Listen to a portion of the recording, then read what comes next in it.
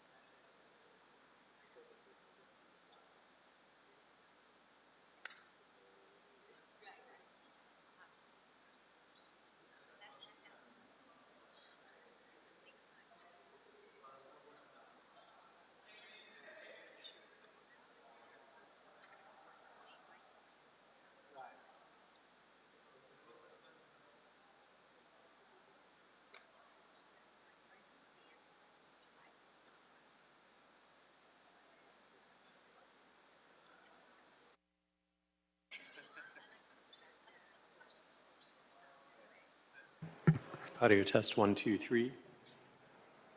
I'm testing the YouTube broadcast for audio input from the boardroom. Good morning. Just making some commentary while staff tests the YouTube broadcast. Thank you.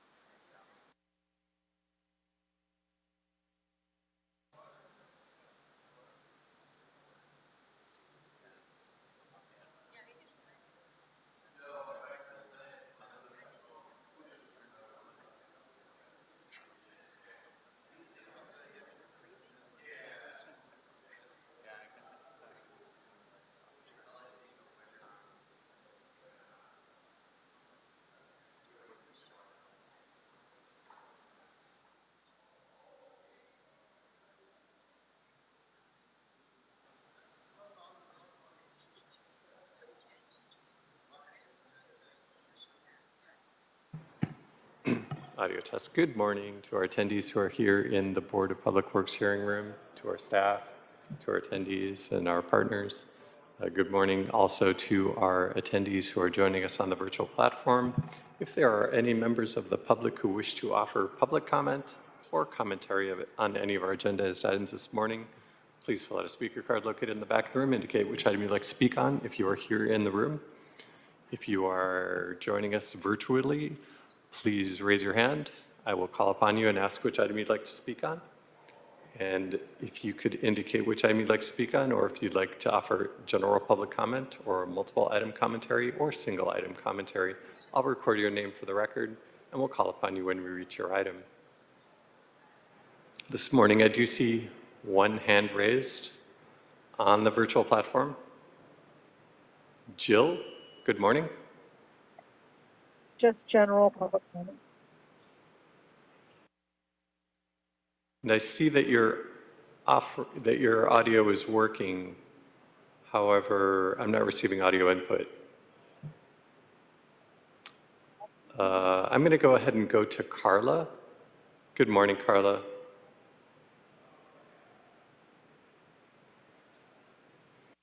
Hello. And I see that you've unmuted as well. However, I'm not receiving audio input. Just give me 1 second. Please bear with me. We're having some audio issues at this point.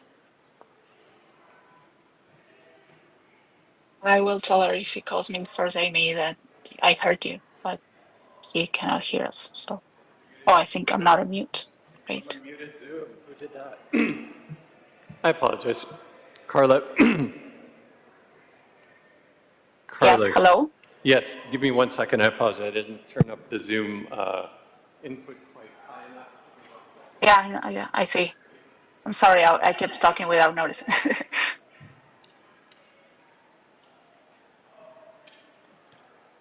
All right.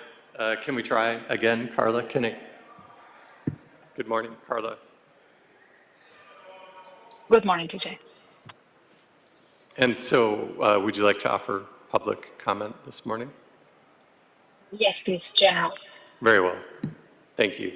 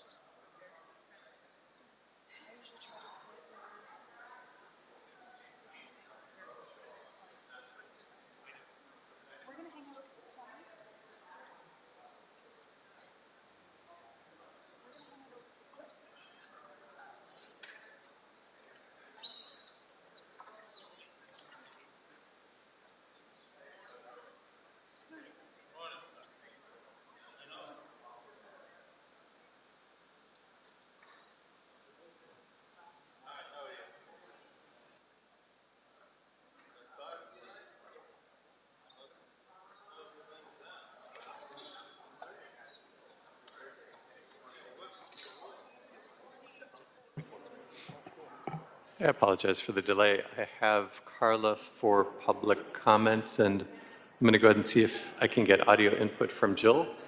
Good morning, Jill. Can you hear me now? Yes, Just general. very well. I have you down for public comment. And Gigi, good morning. Good morning, TJ. I'd like general public comment, please. Very well. I have you down for public comment, and I can receive your audio input from our Zoom attendees. Thank you.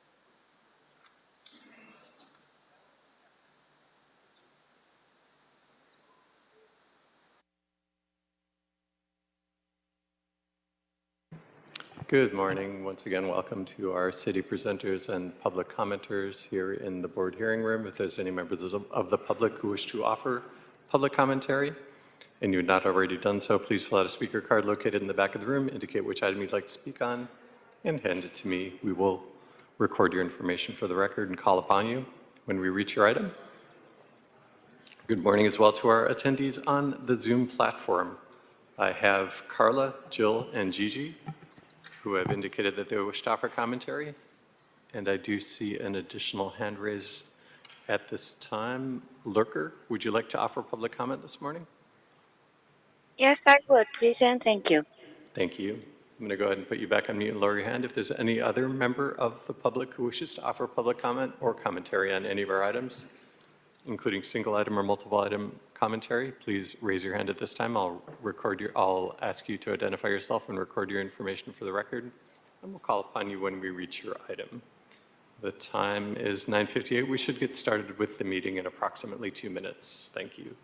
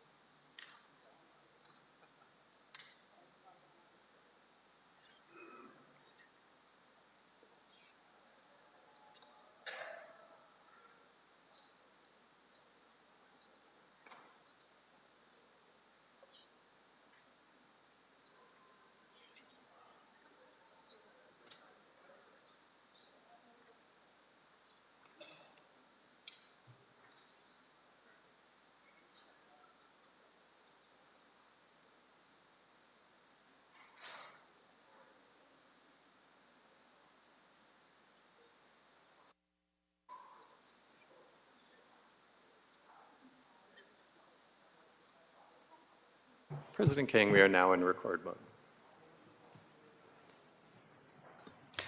Good morning, everybody, and welcome to the regularly scheduled meeting of the Board of Public Works for Wednesday, June 4th, 2025. Mr. Knight, would you please take roll and establish quorum? Yes, good morning, President Kang, Vice President Chavez, President Pro Tem Grant, and Commissioner Mitchell are present. We do have a quorum. We are joined this morning by City Attorney Representative Virginia Choi. I'm TJ Knight with the Board of Public Works. President Kang, we have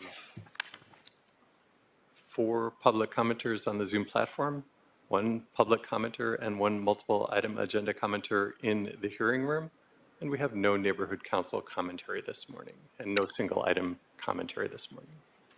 Thank you very much. We will now get started with general public comment, which is an opportunity for the public to address the board on public interest items and will be provided up to 1 minute per person, up to a cumulative total of 10 minutes for the general public comment section of each regular meeting.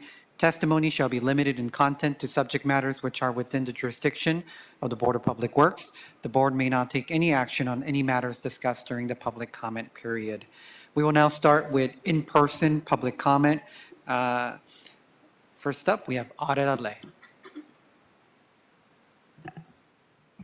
Please approach the podium and you'll have 60 seconds to offer your commentary. Good morning. I'm ready. Thank you. Good morning. I think we know we're going to have a peaceful protest on Father's Day. And I know it's a weird time that, right, you say, why would you do it on Father's Day? Well, it's because they have a thing in Scientology called family separation, where we have people who they can't see their dads because they're not in Scientology anymore. and their father, isn't allowed to be a father anymore because to do so would mean he'd be tossed out. And if he's in it for 50 years, like where would he go? And they're told it's a scary, horrible world out there. So on Father's Day, I just want you to remember there are people in our city who are disconnected from their families, and it's not necessarily because they want that. It's because this has been something going on for so long and we're unaware of it. So we're trying to bring awareness. I want to assure you it is going to be peaceful. And we're also about the ADA issues because, they consider us degraded beings. So it's peaceful. But I wanted to just let you know that what's going on in our area on Father's Day. Thank you. And happy Father's Day to all those fathers. Thank you very much. Moving on to our virtual platform. Very well. We'll go ahead and start with Carla. Carla, go ahead and unmute. You have 60 seconds to offer your commentary and public comment. Thank you. I would like to second the comment by Audit LA. This is a very important protest.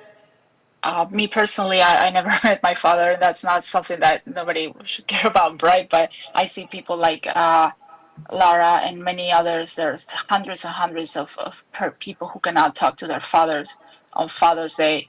And this is because Scientology does not let them. So this protest is very important. And one of the things I want to mention is the street that is called L. Ron Hubbard Way. The bricks that were put on that street were put by children.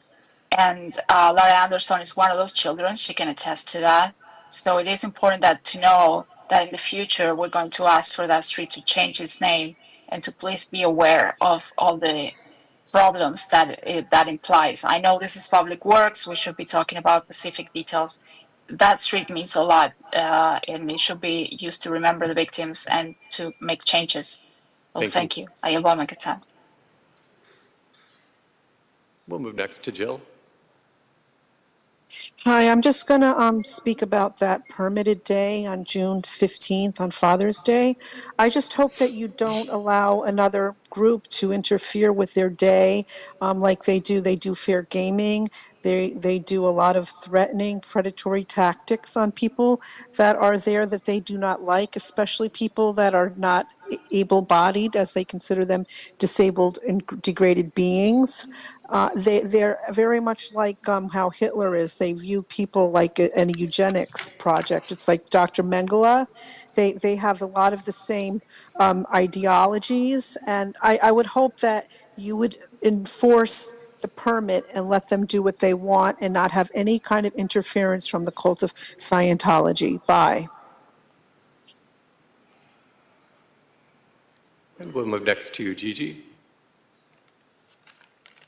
Yeah, so I also want to speak about L. Ron Hubbard Way between Sunset and Fountain over by Vermont.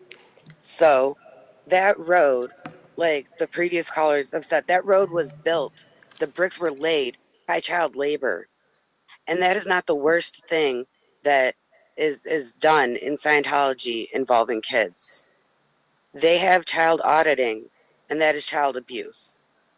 It's not just like confessionals, stuff like that. Like they're having kids do the purification rundown. Look that up. That's child abuse.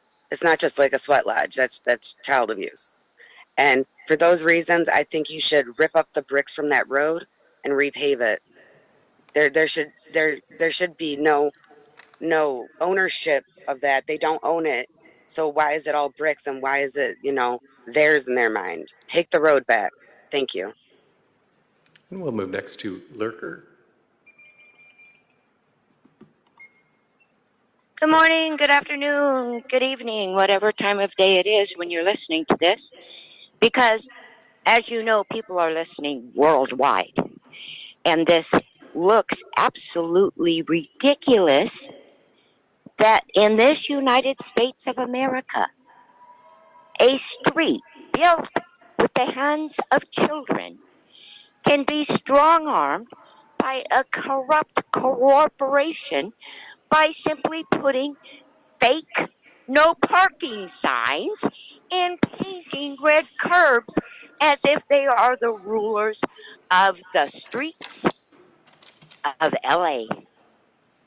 Do you not see how ridiculous this looks worldwide. That the strongest country in the world is under siege of a street that was built by children. Isn't that embarrassing? Thank you.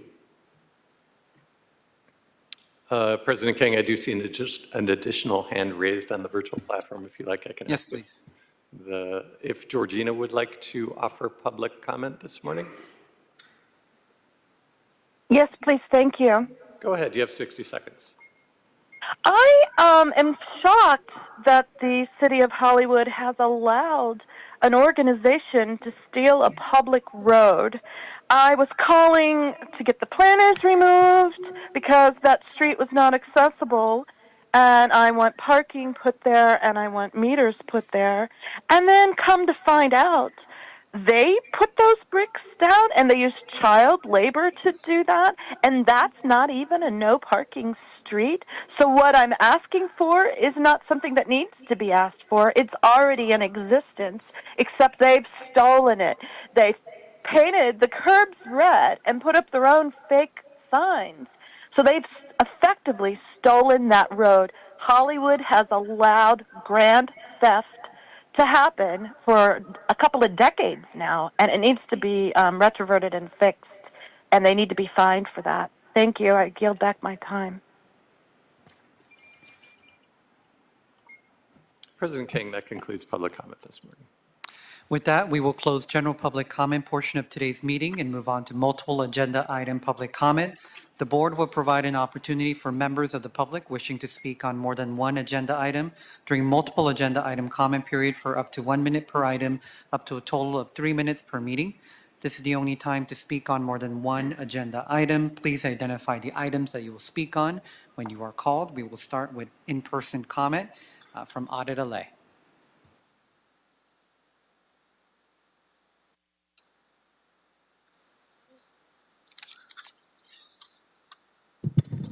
Hi again.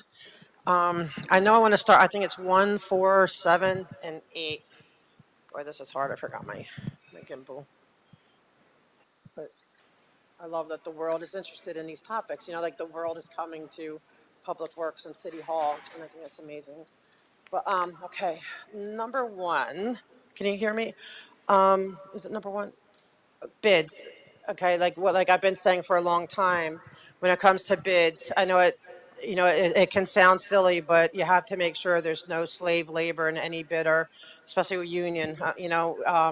We have to think of these things because it does happen. I mean, people, you might think that we're joking about the child labor on L. Ron Hubbard Way, but I have a friend who was one of those children, and and so it's very real, and it's very real, and it's not just Scientology. There's other organizations that they make a lot of money because they don't have to pay their workers, and even if they're paying them $5 an hour, that's not, they're worth more because according to the law. And so just always, I'm just asking you to please be mindful of that. And number 4, is it 4? And there's 2 with the same.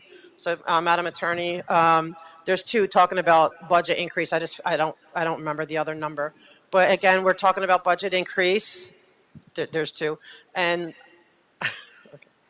All right, sorry, I'm getting distracted. So when it comes to budget increases, like I feel like there's a little bit of, I don't know if it's a lack of integrity by the bidders, thinking that, oh, well, just get the bid in, just get the lowest bid, because then we can figure it out later, because we could just come back and, they kind of maybe, are they holding the city hostage? They know that we need these things done, and maybe they're not even the best company for it, but like we're just going because it's the lowest bidder. Is there anything more that goes into it? Like, do they have a consistent history of low bidding and then needing to come back for more money, or are they doing the right thing? So I don't know what else goes into all of that, but I always get concerned when I see that there's an increase in what they're asking for, and because I'm wondering, if they were so good at what they do, why couldn't they figure out what they needed to begin with? And so, like you got, I say you all do your job, right? You're going to figure out what you need before you do the job, and it should be really close, because when we're here, we're doing it it's a pretty steep increase. A lot of them have been steep increases. Now, if sometimes, of course, there's always going to be something unforeseen that happens, but I just think we have to be tougher and hold the who's going to be building our city accountable, and we're looking to you for that. Thank you. I'll let it go after that. Thank you very much. Do we have any other in-person? President King, I did receive a speaker card from another in-person commenter who has listed the item that he wants to speak on being everything. So if, with your approval, we can ask him to speak on multiple item agenda commentary since public comment has already been closed. And the name is Herman Spindler. Thank you. Herman Spindler, if you can come up to the mic, and this is your chance for multiple agenda items, so you have up to 3 minutes. All right, cheating on the 1 minute, no problem, City Attorney. Good morning, President Corson. I want to start with item number 6 with City Attorney Corson. Item number 6 is about the request to temporarily close the Metro Purple Line extension. So I want to ask our City Attorney Corson that how many years do we have to wait that for you to complete your Metro, whatever, purple line, red line, yellow line, orange line, whatever that? How many times I have to tell you that people without a car like me, we are struggling to travel to work, to travel to school, to travel to our, dialysis of medical appointment. But how many times you have to tell Metro, please stop the Purple Line project, please stop the bus project, please stop the rail project? I want to ask our city attorney that, do you understand why you have a freeway congestion on every day? It's because your public transportation is really having a big problem that nobody is taking the public transportation. Ridiculous. Now let's move on to item number 9. Item number 9. I'm seeing some sort of approve a total budget of $8 million to fund stakeholders to outreach and community engagement effort. Now I want to ask our city attorney Corson that I have been living in LA for more than 35 years, and I received the zero outreach from whatever you said, wastewater, whatever outreach community engagement effort. So I want to ask our city attorney Corson that why I am excluded. Is that because I am LGBT? Is that because I am a Caucasian? Is that because, I cannot afford a home? Is that because I live on the street?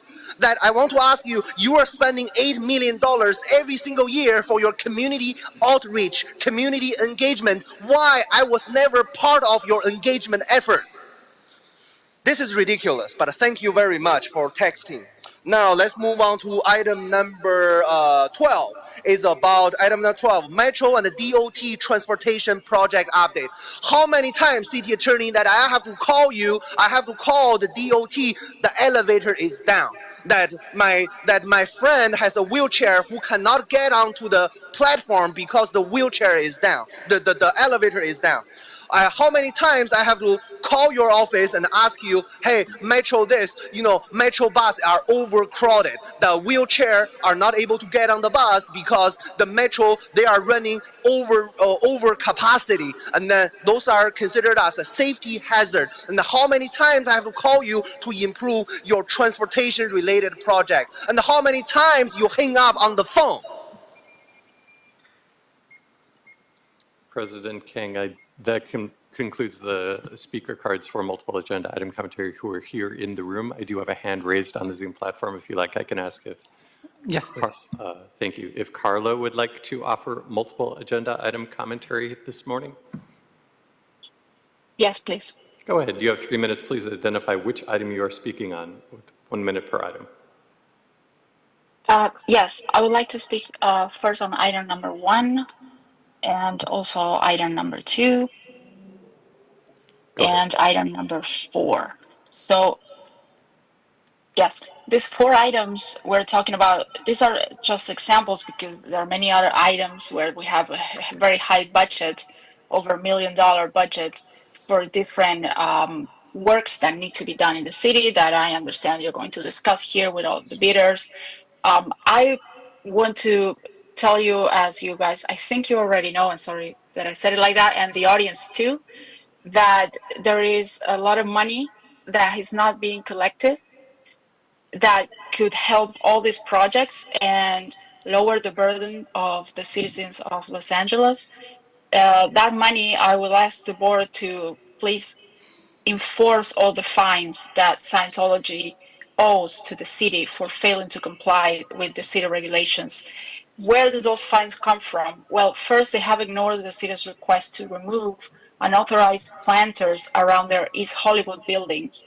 And we're talking about numerous blocks, and I don't remember right now how many planters, but that is a lot of money. Audit LA has a report on that. The other violations are they have repeatedly violated the terms of event permits. They have been given numerous events. And how have they violated those permits? Well, first, they have blocked the sidewalks when they were supposed to remain open. They have not put the permits on display for the public to read. They have not offered the permits to read when requested by the people. They have been playing loud music, very loud, over the top of what is allowed, and the neighbors have complained about it. There are numerous emails by the neighbors complaining about that. And among other things, they have also closed the street outside of the approved hours. So we see a pattern here of behavior that it's important to pay attention to for new permits, but in particular for these agenda items, I want to reference to the money that can be collected. And because these are not minor oversights, we're showing a pattern of disregard for the city rules and the community. So with all the money you can gather from these fines, this is a multi-billion-dollar organization. They can pay it with this pocket money for them. And it's very important for all the works that you need to do. And that is my message today regarding the agenda items. Thank you very much. President King, that concludes multiple agenda item commentary this morning. All right, thank you very much. With that, we will close multiple item public comment portion of today's meeting, and we'll move forward with the approval of minutes for Friday, May 23rd, 2025. Commissioners, are there any questions or comments on the minutes? If not, I'll move to approve. Is there a second? Second. First by me and seconded by President Pro Tem Grant. Very well, we'll go ahead and take a roll call vote on approval of minutes, starting with you, President King. Aye. Vice President Chavez. Aye. President Pro Tem Grant. Aye. And Commissioner Mitchell. All ayes, and approval is unanimous. Thank you very much. Moving on to item number 1 for bids for Central Business District and Sewer Rehabilitation Unit 5 and 6. Thank you, President King. I am joined this morning by Board of Public Works Secretariat Staff Matthew Castellanos as we open the bids for this item.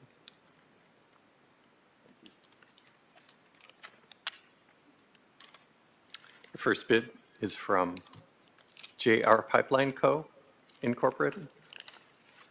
And JR Pipeline's total bid amount is $27,646,645.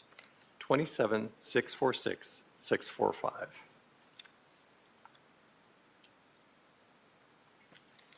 And the second and final bid for item 1 is from Spinello Infrastructure West.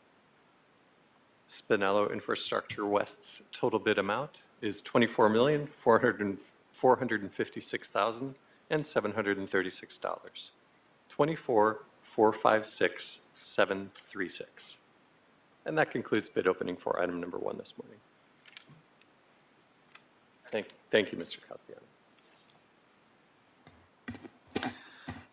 All right, Commissioners, if there are any other comments related to this, if not, is there a first and second to receive the bids? Second. All right, so we have first from Commissioner Mitchell and seconded by President Pro Tem Grant. Very well, we'll go ahead and take a roll call vote on item number 1, starting with you, President Kang, Aye. Vice President Chavez. Aye. President Pro Tem Grant, Aye. and Commissioner Mitchell. All ayes and the bids have been received, opened, and declared forthwith.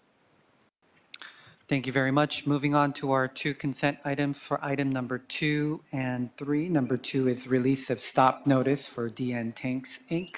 And item number 3 is name change on pre-qualified on-call geotechnical and environmental engineering consultant services. If there are no objections, I would like to move to approve items number 2 and 3 on consent. Is there a second? Second. Seconded by President Pro Tem Grant.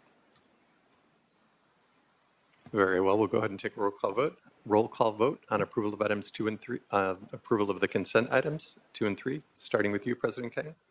Aye. Vice President Chavez. Aye. President Pro Tem Grant. Aye. And Commissioner Mitchell. All ayes, and the consent items are approved unanimous. Great, thank you very much. Moving on to item number 4 for Council District 7, revised task order solicitation number 58, CDM Smith Incorporated.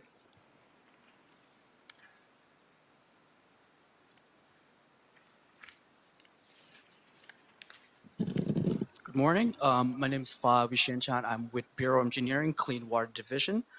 And for this report, we recommend the board to authorize a revision to task order 58 to CDM Smith for an increase of budget authority from $3,585,026 $5,026 and 39 cents to $4,692,303, including contingency for pre-design, design, bid and award support, and design service during construction for the Oro Vista local area urban flow management project. This is the Measure W funded project located in Sunland Tahunga area of Council District 7. And the proposed improvement will include 48-inch and 58-inch storm drain, catch basin, diversion structure, and dry wells. We also will include street trees, infiltration planter, and permeable sidewalk as well. The current construction cost estimate is around $30 million. And a little bit of a background for this project is that on October of 2023, with consultation with Council District 7, Alway Sanitation Environmental, and BOE changed project delivery method for this project, Oro Vista, from design bid build to expedite project completion. And on July of 2024, BOE was instructed by Alway Sanitation to pause the bid and award phase due to the funding shortfall. On October 2024, Council District 7, concurring with the recommendation from Alway Sanitation and BOE to revert the project back to design bid build delivery method to complete the design up to 100% and allow time to secure additional funding. And currently we have a 30% bridging document. The proposed increase of $1.1 million, 7,276 and 61 cents will cover the expanded scope under the revision of design bid bill for additional work for street improvement, curb ramp, and additional dry wells and contingency, and also allow time for secure additional funding. This project, our consultant, CDM Smith, is compiling with the BIP Business Inclusion Program requirement, and there will be no impact to general funding as this project is a Safe Clean Water Regional Program Fund. With that, I could take any question now. Thank you very much. Commissioners, do you have any questions or comments related to this item? Okay, seeing none, I do have a quick question. Can you briefly explain the complexities that kind of resulted in the increase in the need of funding? Sure.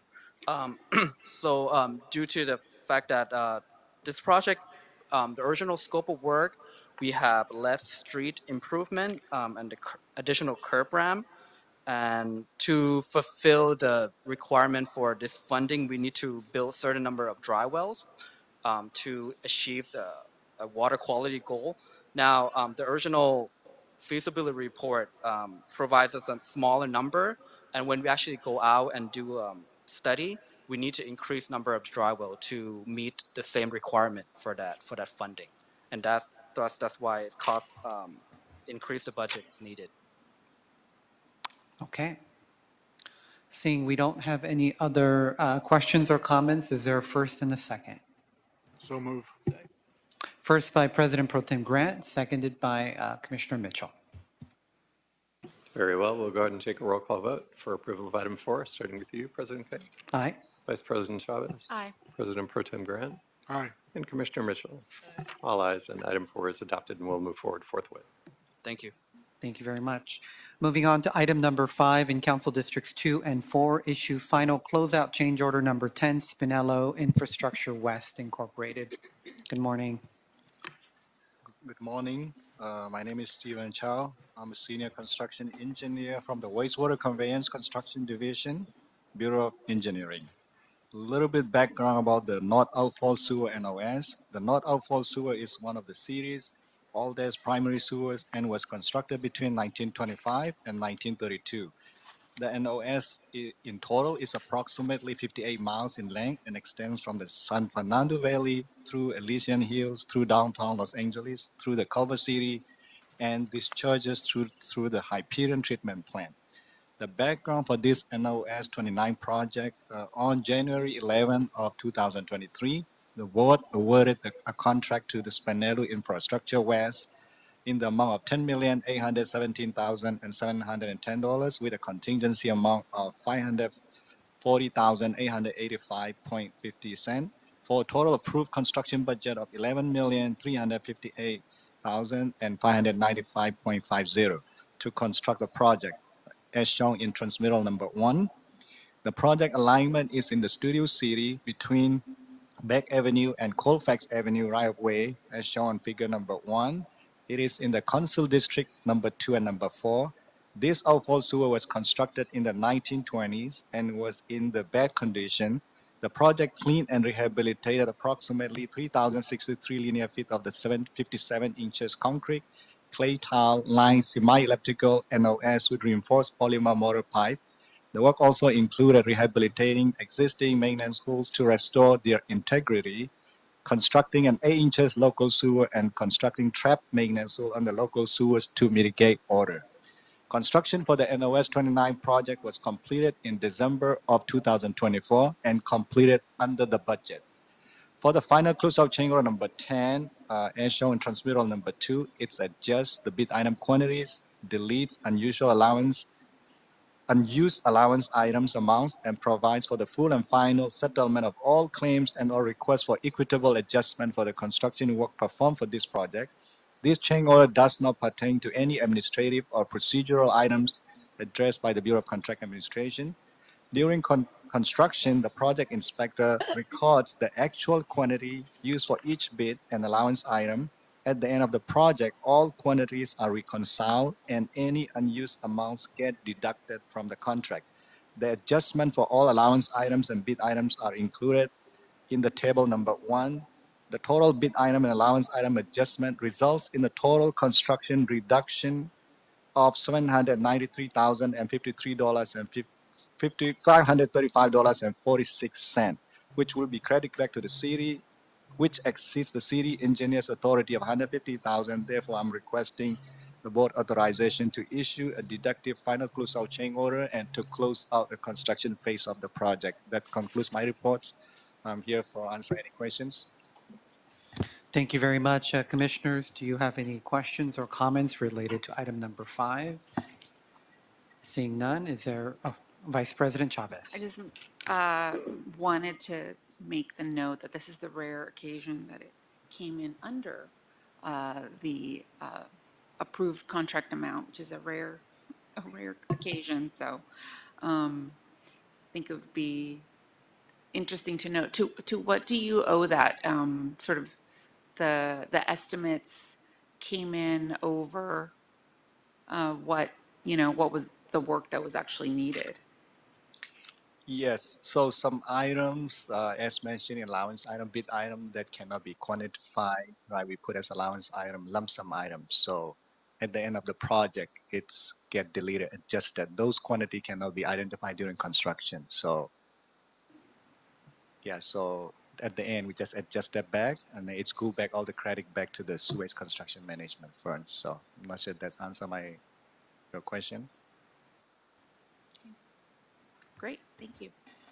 All right. Thank you very much. I'll move to approve. Second. All right, seconded by Vice President Chavez.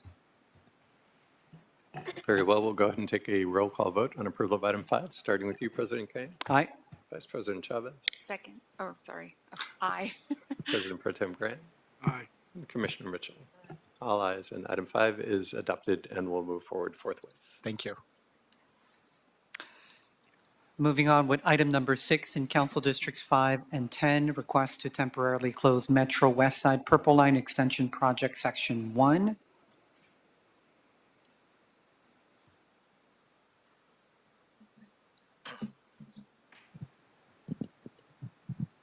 Hi, good morning. My name is Derek Lee. I am a senior civil engineer working at the Bureau of Engineering Metro Transit Division.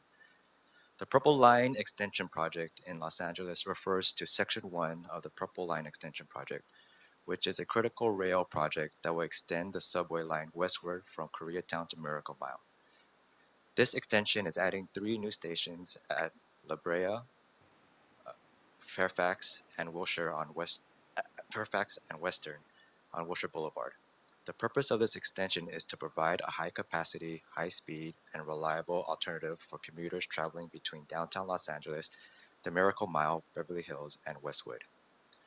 We are requesting full temporary weekend closures on Wilshire Boulevard between Spalding Avenue to San Diego Way from June 13th through June 16th, Wilshire Avenue between St. Andrew's Place to Western Avenue from June 20th through June 23rd, and Wilshire Avenue between Cloverdale Avenue to Highland Avenue from June 27th through June 30th.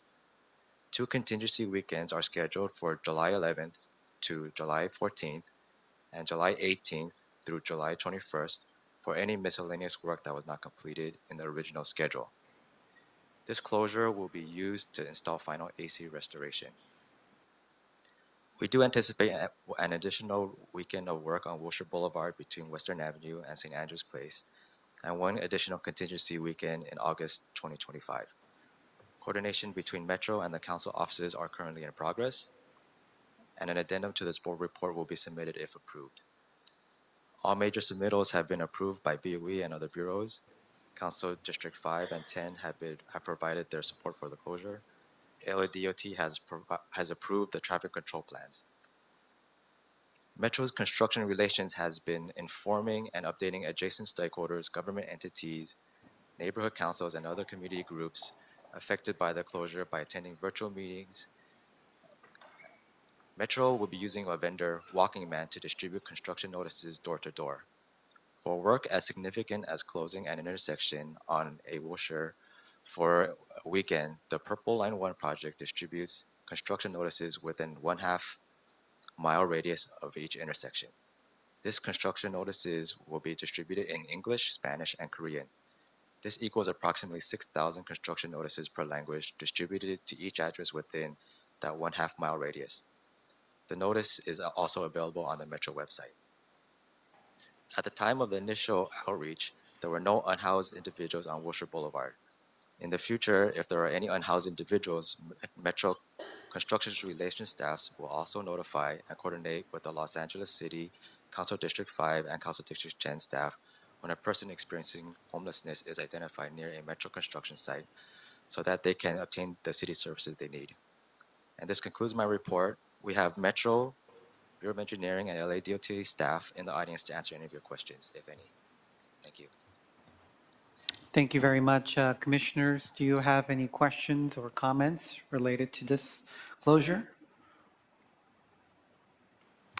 A quick follow-up question. I know we discussed in length about the importance of this corridor, and I'm very much in support of moving this project forward. However, do want to reemphasize that when Metro initially closed-down portion of this section closer to the Koreatown area, there was a lot of uproar over sort of the lack of communication between government entities and the businesses. And I know some of them have been compensated through Metro's different funds, but definitely don't want another repeat of, although it's a shorter closure, would definitely appreciate your outreach to all the businesses in this corridor in the multiple languages that you have described. Thank you. All right. Seeing we don't have any other comments, I'll move on to approve number 6. Is there a second? Second. All right. First by me and seconded by President Pro Tem Grant. Very well. We'll go ahead and take a roll call vote on approval of item 6, starting with you, President Kang, Aye. Vice President Chavez, Aye. President Pro Tem Grant, Aye. and Commissioner Mitchell. All ayes, and item 6 is adopted and will move forward forthwith. Thank you very much. And then for item number 7, for Council District 5, revised budget and issue change order number for Midvale Tiny Home Village.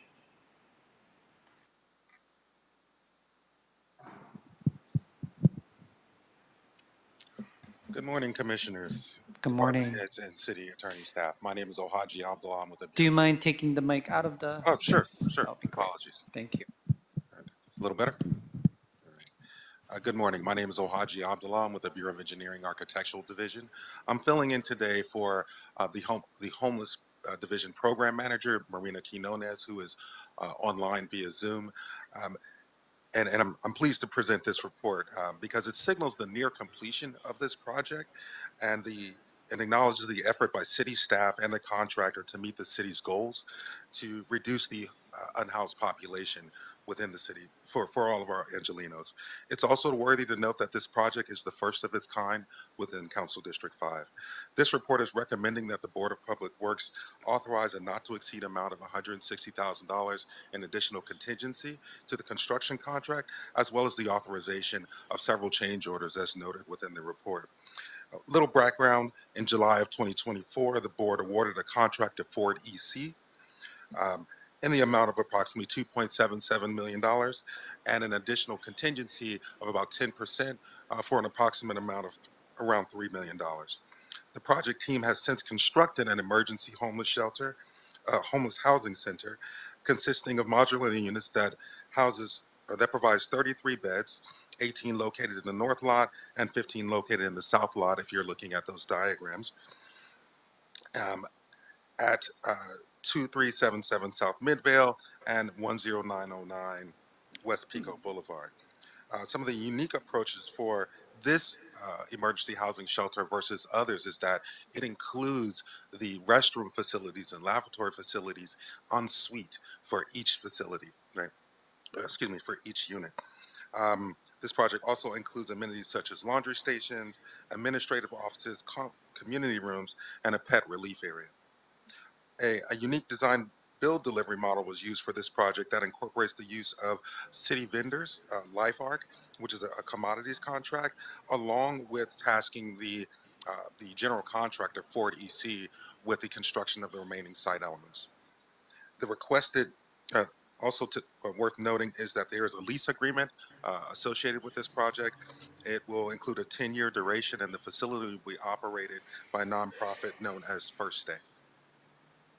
The requested $160,000 in contract contingency will be combined with remaining contingency to resolve the time impact change orders listed within the body of this report for a total sort of final closeout of around $270,000.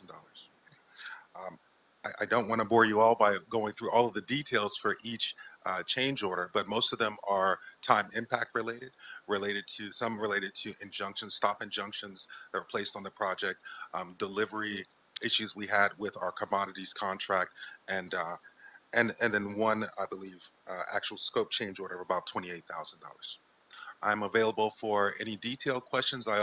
As noted, we have the program manager, Marina Quinones, on Zoom, as well as the construction manager, Javier Gonzalez, for any very detailed construction matters. Thank you very much. Commissioners, do you have any questions or comments on item number 7? I know this is a big priority for Council District 5, so thank you for coming out today. I'll move to approve item number 7. Is there a second? Second. Seconded by Vice President Chavez and Commissioner Mitchell. Thank you all. Have a wonderful day. We will go ahead and take a roll call vote on approval of item 7, starting with you, President King. Aye. Vice President Chavez. Aye. President Pro Tem Grant. Aye. And Commissioner Mitchell. All ayes, and item 7 is adopted and will move forward forthwith. Moving on to item number 8 for all council district, request for authority award task order solicitation S-003 to Paradigm Environmental Incorporated.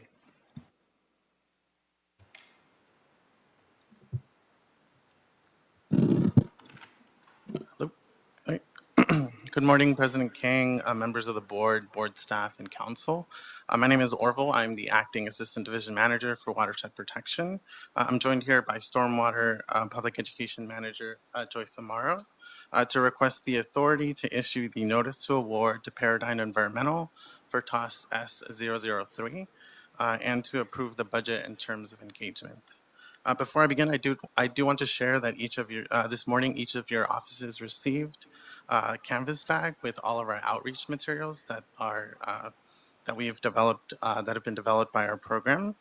This includes multilingual tip cards that have been translated into 14 different languages, along with stickers and dog waste bag canister, and other items that we distribute to support environmental stewardship within the city of Los Angeles. Please don't hesitate to contact us if you have any questions regarding the materials. These outreach materials represent just one component of our broader strategy to be compliant with the MS4 permit. A key requirement, it's really the permit that requires the development and implementation of a robust public education program. In addition, our program will fulfill the requirements of outreach and engagement of the Safe Clean Water program. To that end, TOS S003 will provide specialized services for stormwater and safe clean water public education services. This TOS falls under LA Sands on-call parent contract for technical support services. The proposed ceiling for the TOS is $2,070,000. 1.6 million comes from the Stormwater Pollution Abatement Fund. 200,000 comes from Measure W, which will fund the safe clean water aspect of the program. And then there's also a 15% contingency. The program has a term of engagement of 2 years with an option to extend it for an additional year. The TOS encompasses 8 key elements.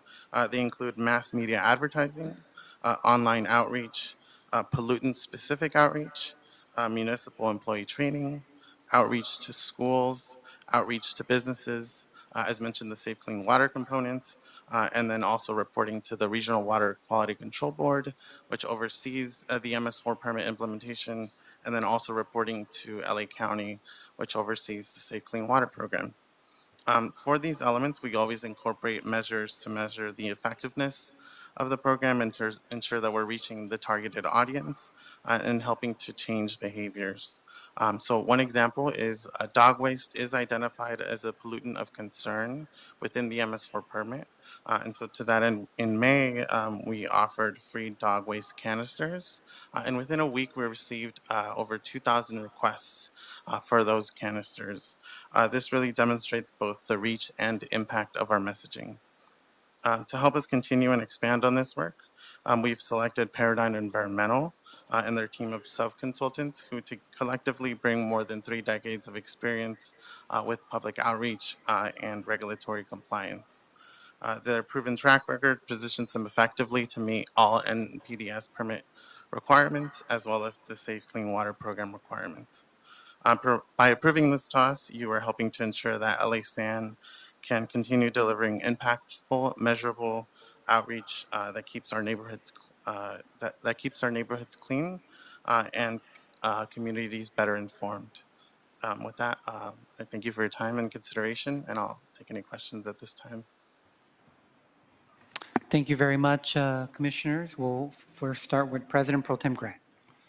Thank you for that report. I'm correct, it's 2 years, it's a 2-year program, is that correct? And then, as we discussed earlier, how often do progress reports come to your department in terms of the measured metrics or to measure the effectiveness? How often would you be getting those reports? So that's an ongoing item. Really, we evaluate that whenever we implement a certain element of our program. But we also are, as mentioned, we are required to report to the regional board twice a year, and then we are also required to report to LA County on a quarterly basis. And so we do conduct those evaluations then as well.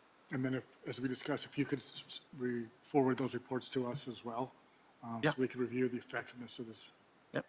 Thank you. If Orville, if you would kindly forward the report to me, and I'll distribute to all commissioners. That'd be great. Thank you. I also have a question. I know for task one, develop and maintain an annual multilingual mass media program, including the following media.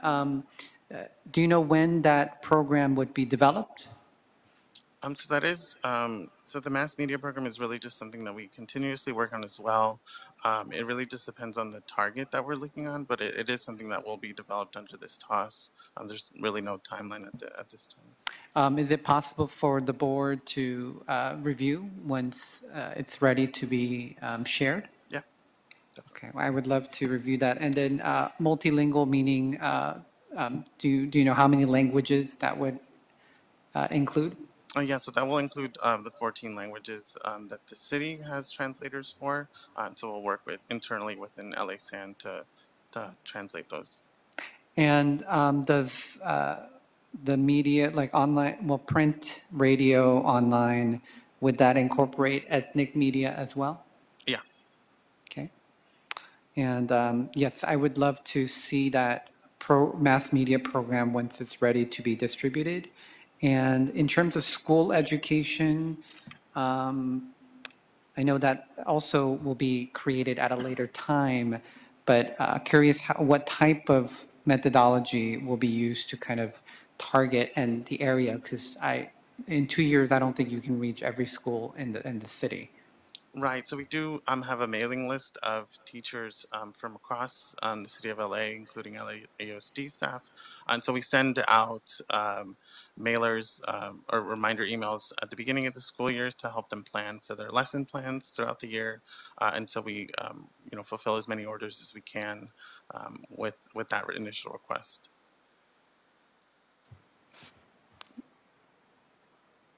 Can you elaborate further? Is there a target region or audience for SCORE outreach? No, really, we just we contact as many teachers as we can. We do this for middle school, elementary, middle school, and high school. So there's not necessarily a target audience that we have, but we do have a robust mailing list of teachers that we've worked with. So you're telling me you're just going to rely on folks who respond to your email, and if only teachers from the west side respond, then only the west side schools would be informed and nobody else? Certainly, we can reevaluate the program and any other teachers that may be interested, or a better way to reach a bigger audience. Excuse me. I'm not sure if Joyce Amar, our program manager, can elaborate. Good morning. Hello, Commissioners. Joyce Amaro with Watershed Protection Division. So yes, as Orville mentioned, we do have a list of teachers, about 1,500, but we're also hoping to expand our outreach and work with the Cabrillo Marine Aquarium, with the Discovery Cube up in the Sunland area, and also with our Environmental Learning Center, which is at Hyperion.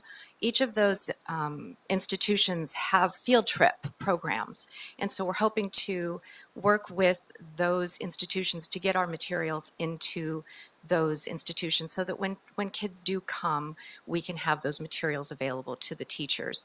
We're also very aware that there are a lot of community-based organizations and environmental organizations that already have environmental assembly programs that are out there. I know LA County does one. I believe Tree People also has an assembly program. And so instead of reinventing the wheel, we're really hoping to partner with either LA County, with some environmental organizations, and make sure that that our materials are available to the teachers and to those students. And this would be citywide. It wouldn't just be in specific areas of the city. We would make this available citywide. Vice President Chavez. Yeah, just following up on that, I would like to understand a little bit better what the KPI is on the outreach. You know, what metrics, what are your goals in terms of how many folks you're trying to reach in each of the categories? Do you have that information? Was that in the TOS that was issued? Because I don't see it here. The description of on the deliverables were very broad. So, I mean, in terms of, you know, outreach is only as good as, you know, the work that, you know, setting the goals of like who you're targeting, identifying who you're going to target, what are the means that you're going to kind of pierce through, right, in terms of the white noise that is out there in terms of information. You know, if we're emailing or overburdened teachers, and hopefully I would hope we're not emailing them over the summer when they're not working, that kind of thing. So just help me understand a little bit of what the metrics are and how we hope to achieve them, and, you know, what kind of reporting we're getting from the consultants. Yeah, so measuring the effectiveness of programs is the holy grail, Commissioner. I mean, that is unfortunately, one of the most difficult things that we have to do with each of our programs. But what we really try to do is come up with a metric that will be tailor-made for that specific element. So for instance, we have a point of purchase campaign that we do where we place shelf talkers in home improvement stores, garden stores, pet stores. And so we actually did intercept surveys last year. We had our then on-call contractor do intercept surveys to test the efficacy of those materials. As Orville mentioned, we have online outreach that we do where we are actually measuring how many likes, how many impressions, how many people we have reached. The reason that we did an ad campaign specifically targeting dog waste is that we could measure the effectiveness of that. We could see how many people are actually responding to that ad. And as Orville mentioned, we received 2,000 requests in just a week for dog waste bags. While the measuring of the effectiveness of this program is an ongoing process, we also are going to be working very closely with our contractor to use community-based social marketing tactics. And so what that is it's identifying the audience. So for instance, using dog owners. We want to encourage them to pick up after their pets, but a lot of times we need to understand what are the barriers and what are the motivators. What is the barrier to you picking up after your dog? What is going to motivate you to pick up after your dog? And so identifying each one of those audiences, dog owners, gardeners, and then looking at the specific pollutant that those audiences potentially have the opportunity to, for instance, if you are a gardener, how do we get you to not use pesticides? If you are an automotive do-it-yourselfer, how do we get you to recycle your used motor oil? And so yes, it's a process in doing the research to find out what is the motivator and the barrier, and then how can we tailor our messaging to hopefully reach those audiences so that they can change their behavior. I hope that helps I a mean, little I just bit. think I understand that the audiences are unique. I guess I'm just looking for more specificity that maybe you just don't yet have. So now moving toward the media buys that you're doing, like social media, and I know that you're doing other advertising as well on buses and things like that. For how much? What's the amount that you're setting aside in the budget for social media advertising? Do you have a set amount that you're looking to spend? We haven't set that budget quite yet, but it'll be a low amount because social media is an amazing tool to be able to reach a large number of people with a small budget. We did a media campaign, as Orville was mentioning. We had a budget of, I believe it was less than $10,000, and we were able to reach 2 million people with that. So because we have such limited funds, we probably won't be doing as much mass media as we had hoped, simply because the mass media market here in Los Angeles is so expensive.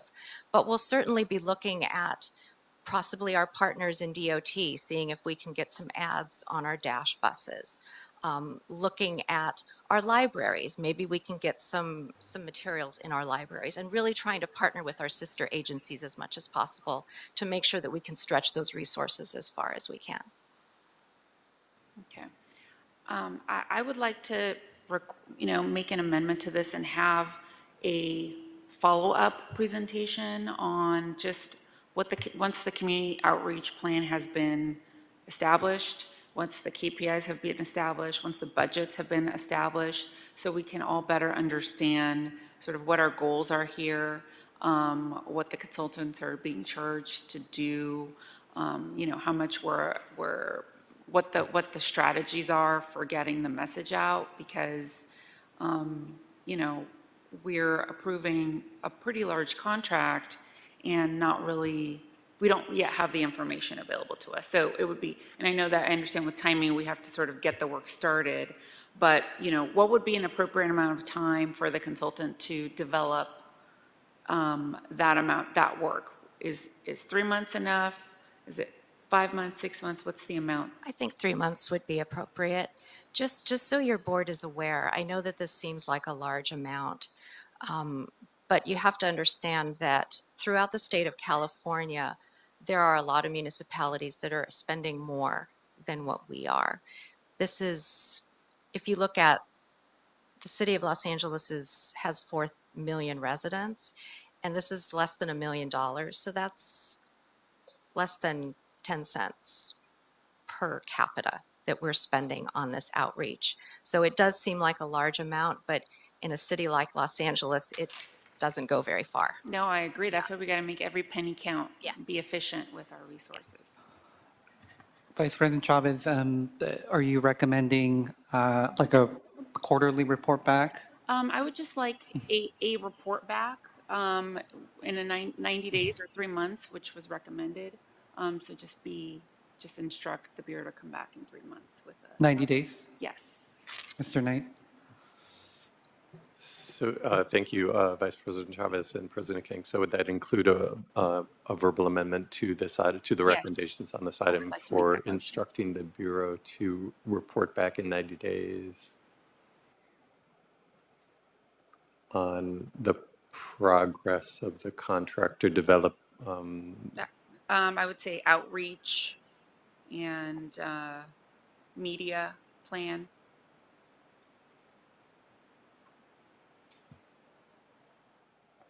instruct the Bureau to report back to the board.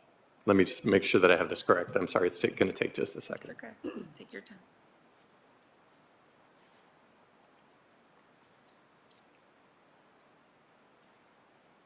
Instruct the Bureau to report back to the board in 90 days on the contractors, on the program outreach and media plan, or the contractors outreach and media plan.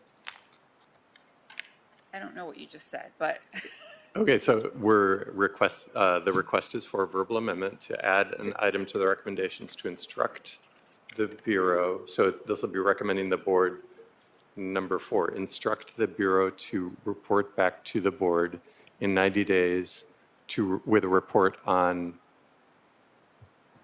I'm sorry, the Zoom just went out. Okay, it's back. To report on outreach and media plan, the contractors outreach and media plan? correct. Very, very well, thank you.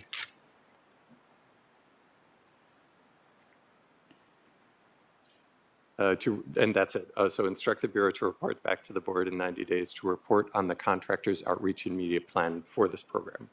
Correct. Thank you. That will be that's recommended as a verbal amendment. It'll be number 4 for the instructions. Yes. Okay. Thank you. Any other comments or questions from the board? If not, I will approve item number 4 as amended, item number 8 as amended. Is there a second? Seconded by President Pro Tem Grant. Very well, we'll go ahead and take a roll call vote on item number 8, starting with you, President Kang, Aye. Vice President Chavez, Aye. President Pro Tem Grant, Aye. and Commissioner Mitchell. And item number 8 is approved as amended. I apologize if there are viewers on the remote platform. I do see my screen going in and out. If attendees are experiencing issues on the remote platform, there is the YouTube audio link that is posted on our agendas.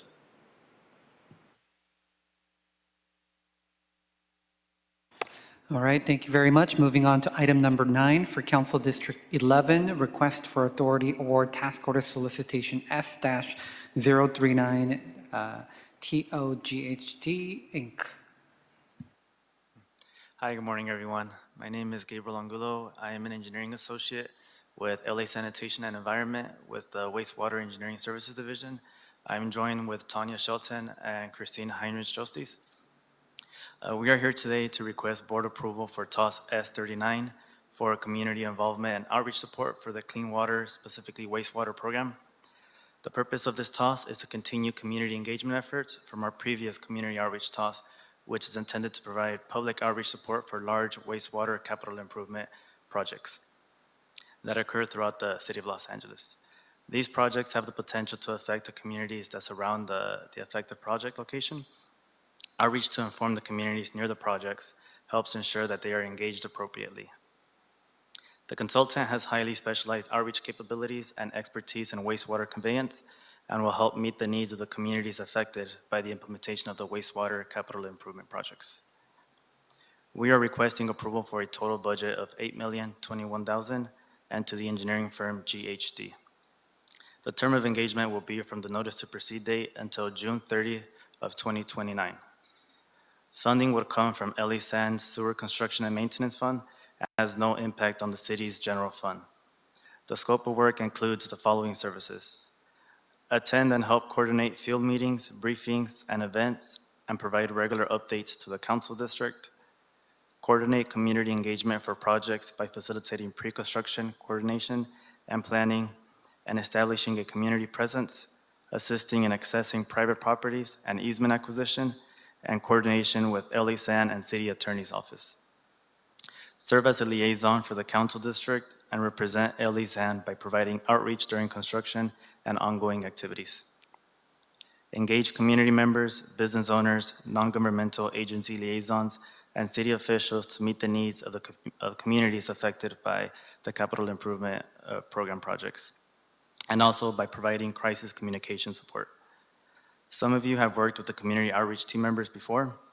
This TOS funds efforts that involve Westwood Greenway, Venice Auxiliary Pumping Plant, any active sewer project, including 18 North Alpha NOS sewer repair projects that will rehabilitate the existing NOS between Hyperion and the Los Angeles Glendale Water Reclamation Plant, LEG.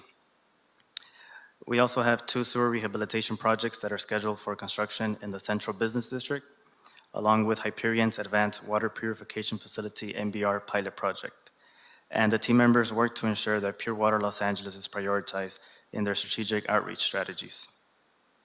A stop in services could cause disruptions to community involvement and project mitigation support, jeopardizing LA Sands' ability to address new regulatory challenges and mandates to the community and limiting support for various mayoral and council environmental initiatives, directives, and motions.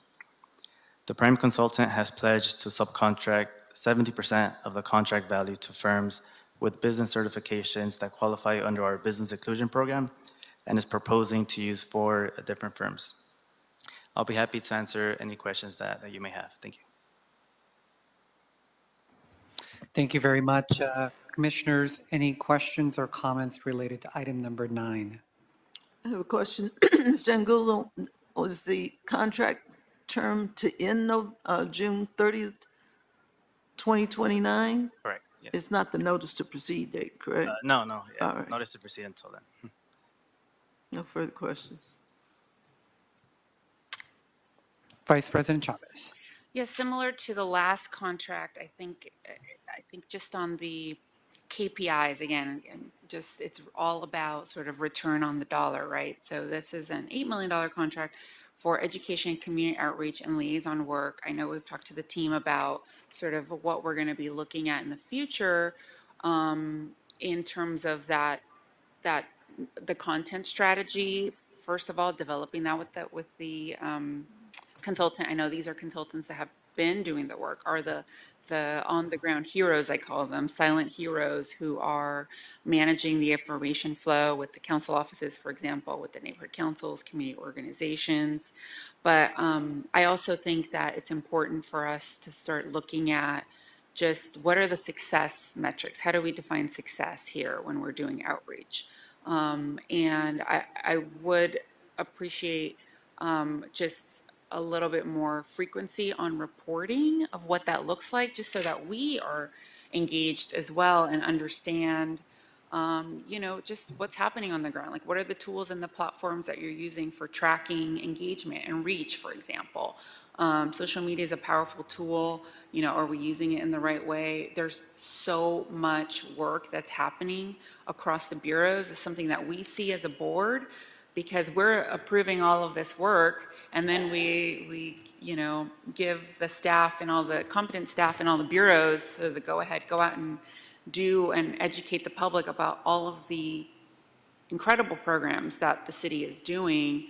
But at a high level, I think our responsibility here is to understand at that 10,000 foot level what that looks like at a big scale. The public is getting all sorts of messages in addition to everything else that we're doing. So I just would really like, I think, a similar report back. I don't, if 3 months is enough time. I know some work is already happening, so we're continuing that work under a new prime contractor, but especially just on the information about kind of the budget breakdown. Like, I'm really interested in how we're using our social media platforms and how we're targeting certain demographics for that engagement and that reach. I would like to see that, and just a little bit more, again, stats on outreach that's happening, who we're talking to. I know that this team did a lot of work with the wastewater fee increase, I forget what it's called exactly, last year. And this is before a lot of us joined the board. And I know there's going to be similar work that's going to be happening for the fee increase coming up in the fall as well. Would this contractor be doing some of that work, or is that separate? That would be separate. Separate, okay. Okay, so everything else, so this is just on the clean water programs, correct? Wastewater, yeah. For outreach, okay. So yeah, if we can get just that report back, and I'll just would like to add that, a similar item to this report. I think it'll help us be better equipped to also, respond to public inquiries as we receive them when we're out and about across the city, and help us be on the same page too in terms of communication. So I'd appreciate that. Thank you. Any other comments or questions? So Mr. Knight, I'm also in support of adding that to item to number 4 as a 90-day report back, similar to the previous item. Thank you, President King, Vice President Chavez. However, for this instruction, is it report back on the contractor's outreach and media plan, or is it report back on the contractor's outreach plan? Exactly. I think it's going to be both, Okay. outreach and marketing plan, because there's a lot of different work that's happening here. Very well. I'll read it into the record just so we have a verbal record of it. And so the verbal amendment proposed to item 9 is to instruct the Bureau to report back to the board in 90 days on the contractor's outreach and marketing plan for this program. Is that contingent upon when the notice to proceed date is? For instance, if it doesn't Yeah, that's a good proceed, point, because I think it if should I be may 90 days speak? from when the contract is effective. Yeah. Okay. Thank you. Thank you all for your time. Thank you. All right, seeing no other questions or comments, I'll move to approve item number 9 as amended. Is there a second? Second. Seconded by Vice President Chavez. Very well, we'll go ahead and take a roll call vote on item number 9, starting with you, President Kane, Vice President Chavez, Aye. President Pro Tem Grant, Aye. and Commissioner Mitchell. And all ayes, item 9 is adopted as amended and will move forward forthwith. Moving on to item number 10, for all council district, task order solicitation, TOS number 86, HOR Engineering, Inc.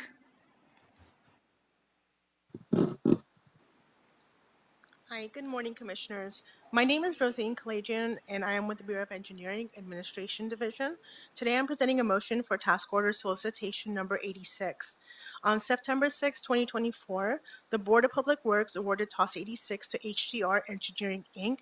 to provide a needs assessment of the Bureau of Engineering's technical and professional development services. The board approved a total budget authority of $1.4 million. Employee development continues to be a high priority to our interim city engineer. Partial funding of $240,000 was approved for fiscal year 24-25, and additional funding will be identified and utilized for costs associated with the project. Future funds and appropriations are not yet identified.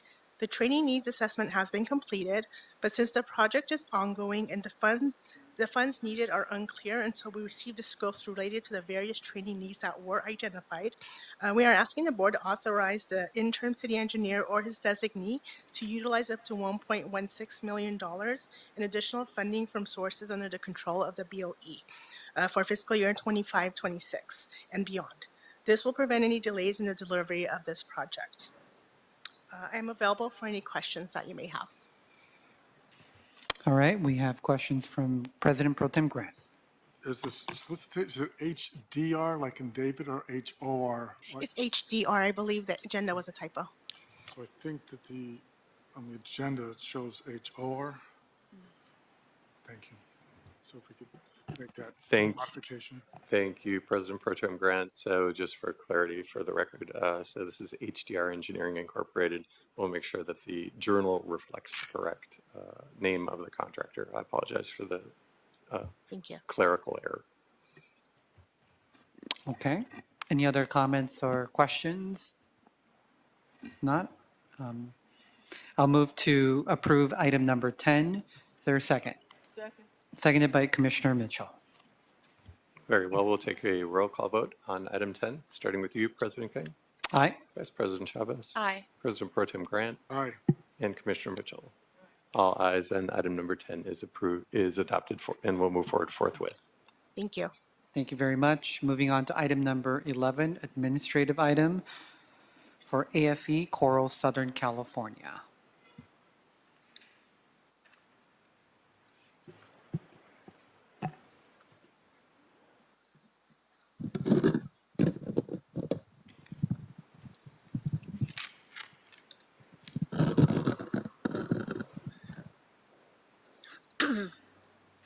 Good morning.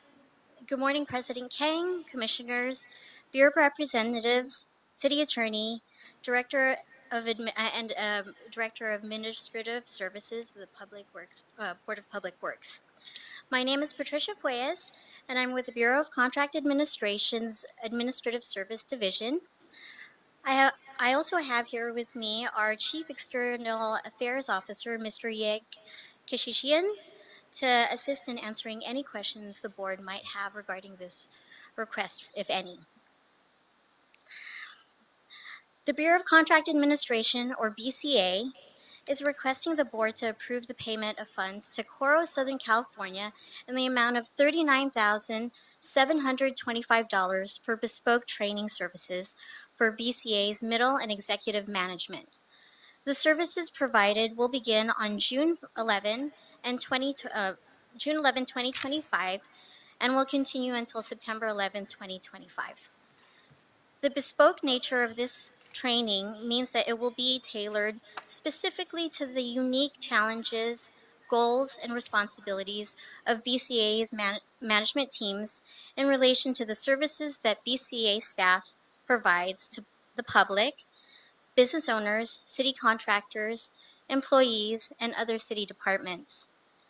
The training focuses on connecting personal values to BCA's purpose, leadership styles and effectiveness, and thinking adaptively as leaders. The training will culminate in a senior leadership retreat specifically for the executive management that focuses on real issues such as improving communication and decision-making skills, reinforcing accountability, and aligning strategy with day-to-day operations. CORO Southern California is well known for providing targeted training in leadership development for various public agencies, and BCA seeks to avail of these services. The intention is to invest in BCA's workforce by building an adaptive, aligned, and future-ready leadership culture. This approach is viewed by BCA as one of the most cost-effective ways to retain talent, boost morale, and build long-term operational stability. That is the end of my presentation, and I'm willing to answer any questions regarding this request. Thank you very much. Commissioners, any comments or questions for item number 11? Vice President Chavez. Thank you for that presentation. I'm happy to support this. I'm a big believer in leadership and management training. I think it's one of the most important investments with unlimited return. Just quick question about just in my experience in leadership and doing strategic planning, training, what is really important after you do the big day of the retreat and everything is the follow-up. And so I would give that advice is to ensure to do follow-ups, check-ins with the team, whether it's 6 months or a year, the goal, if you're doing goal setting, because I know some of it is individual and some of it is team, but if you're doing goal setting, make sure to allot time to do a regroup, whether it's annual. It doesn't have to be as big as the first time, but it's really important to always kind of track that progress over time, and just go back and reinforce and look back at the goals that were set, and see kind of where you've come, and it helps to have the team take a look at that as well. And I've found great success in doing that. Oh, thank you very much for that recommendation. Appreciate it. Thank you very much. Commissioners, any other questions or comments? All right, is there a first and a second? I'll make a motion. Second. All right, first by Vice President Chavez, seconded by President Pro Tem Grant. Very well, we'll go ahead and take a roll call vote on approval of item 11, starting with you, President Kane. Aye. Vice President Chavez. Aye. President Pro Tem Grant. Aye. And Commissioner Mitchell. All ayes, and item 11 is approved unanimous. Thank you so much, and it's nice meeting you. Thank you very much. Moving on to item number 12, oral report from Metro and DOT Transportation Project Status Update.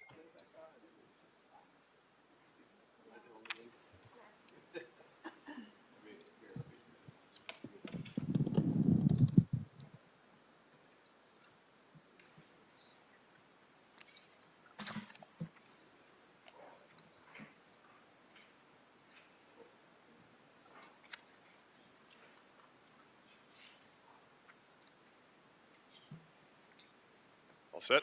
All right. Good morning, commissioners. My name is Zeph Farley. I'm stepping in for Sammy Galley. He had to step out. I will also do the presentation, at least for Purple Line Section 2, but today's presentation covers the 3 projects on Purple Line Sections 1, 2, and 3, as well as the East San Fernando Valley project and the G-Line Bus Rapid Transit project. And so with that, we'll start off with Purple Line Section 1 and Steve Kim.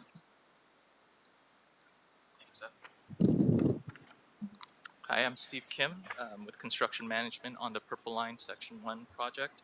Looking at the project's overall progress. Mr. Kim, can you speak into the mic, Oh, please? yes, I'm Thank you. sorry. Is that better? Yeah, my apologies. Looking at the overall project progress, we are currently 98% complete. Our forecasted revenue service date remains fall of 2025. Moving on to the next slide for the La Brea Station. For civil work, that remains most of the major works are complete. What remain are smaller items such as bus benches, miscellaneous curb ramps, and landscaping.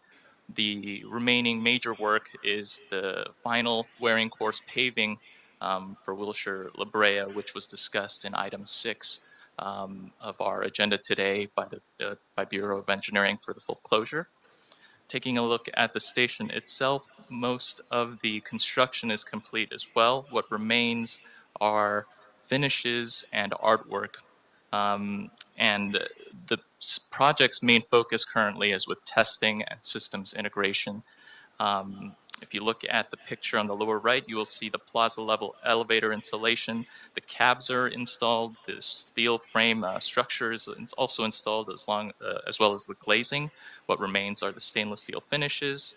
The entry structure is complete. The canopy is installed. The plaza flat work has been poured.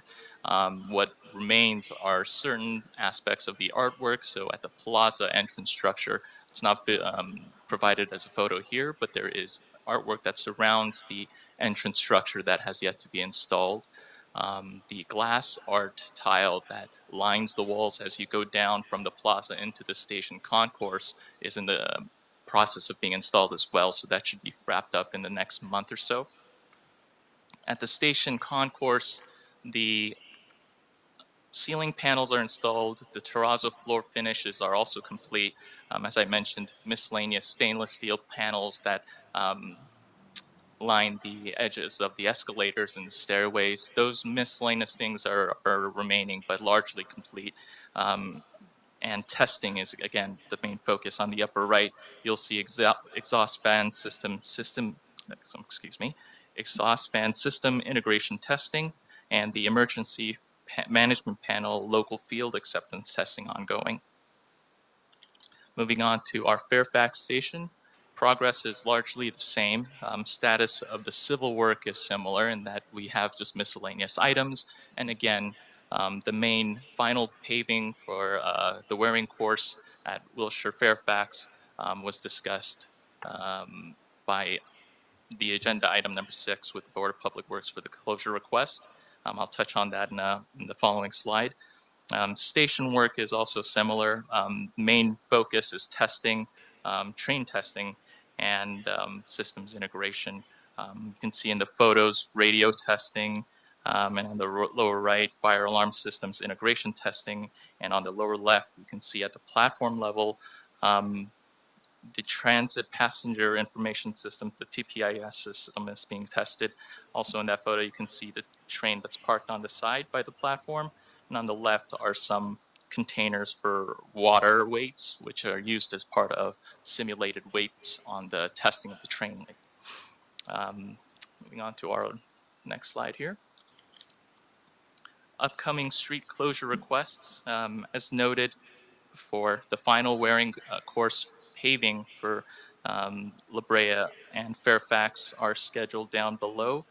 The weekend of 13th of June for Fairfax, 20th for Wilshire Western, and the 27th for Wilshire La Brea, with several contingencies dated here.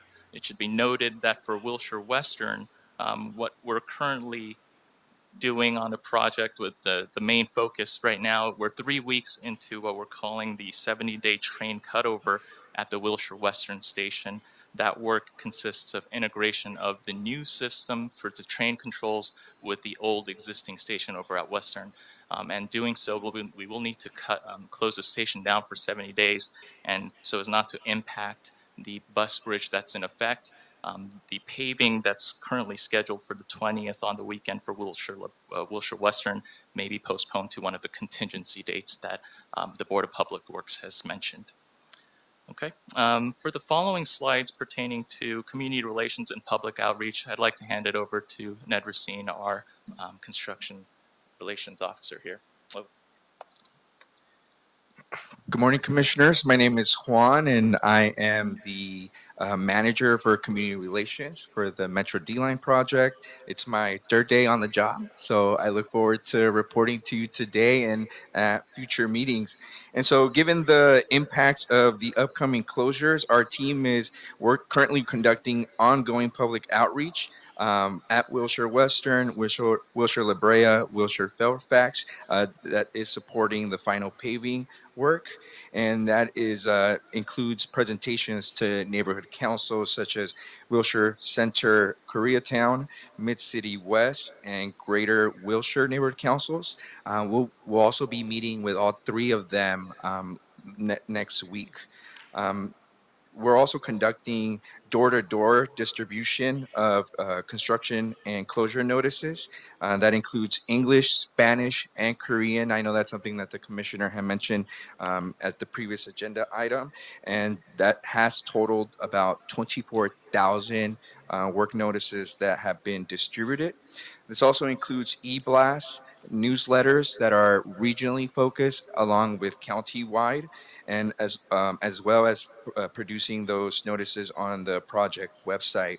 Upcoming, we also have an intersection closure that is virtual that we have planned for June 5th. And with that, I'll turn it over to the Business Interruption Fund representative, Angela Whiston.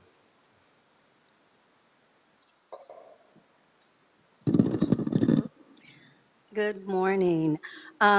With regard to the Business Interruption Fund, as of the end of May, we've awarded a total of 434 grants, and this is since the inception of the program, with the grant value of just over $12.9 million. Since our last report, though, we have awarded over $1.4 million, and that's largely due to a lot of the work that is going on the Purple Line, a lot of businesses at one location, 8383 Wilshire, because there are a lot of hairstylists and so forth in there. And our business count has gone up by 17. So we look forward to continuing to helping the small businesses as this upcoming construction work begins. Thank you. Hi, good morning. My name is Jesse Sanchez with Business Engagement and Mitigation Programs at Metro. I'll be giving an update on the Eat Shop Play program in Section 1. So Eat Shop Play, Section 1, currently we have 26 enrolled businesses, 18 in Miracle Mile, and 8 in the Koreatown area. Also in Section 1, we have been canvassing and securing participation from local businesses for an upcoming promotional campaign that is aligned with the civil restoration of the D-Line Los Angeles intersections, and these are for the businesses that are nearest to Wilshire La Brea and Wilshire Fairfax. We've also distributed some Accelerate flyers. Accelerate is our virtual workshop that we host at the end of each month. Those were distributed to local stakeholders, local businesses, as well as to the Council District 5 office and Greater Miracle Mile Chamber of Commerce. We're also going to be meeting with the development deputy of Council District 5 to further promote the program and enrollment opportunities. And we also, we had the digital marketing course for this past month was facilitated on the 30th of May.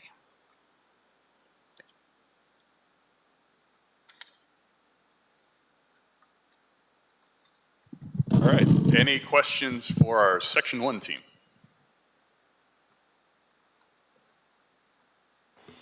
I think we're good to proceed. Oh, President Pro Tem Grant. That helps.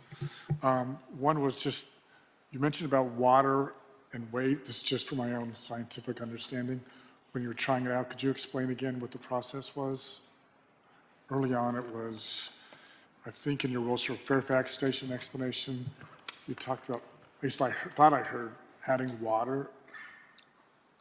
No, well, I'm sorry. I don't recall an update on the water and waste, but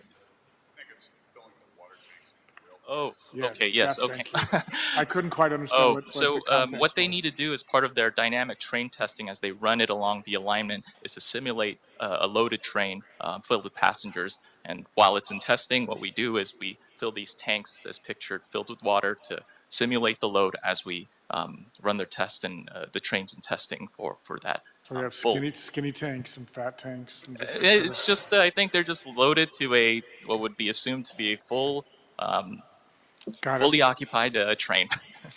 And then two other questions. On the business interruption, the business count reflects, what is a business count? So the business count basically is the number of individual businesses that have participated in the program. So many times businesses get multiple grants because year-over-year construction and so forth. So the total business count is 117, and those are individual businesses that have applied and have received grants. So some of them, I mean, but then there were some 434 awards, so some of them obviously got Some of multiple. them got additional, got additional grants. And how would you get an addition, how would, So as construction continues, you can get up to $60,000 per impact year. so it's like renewing? And so, exactly. And then if there's construction the following year where you're located, you can apply again. So, yeah. And then for the newbie, Juan, just, I don't know if it's just on the PowerPoint, but the document said that outreach went in English and Spanish on the line. I assume you also included Korean? Yes, yeah, we mentioned it, but I just wanted to make sure that understood they- the commissioner's concerns, and so I think we did about 8,000 in that language.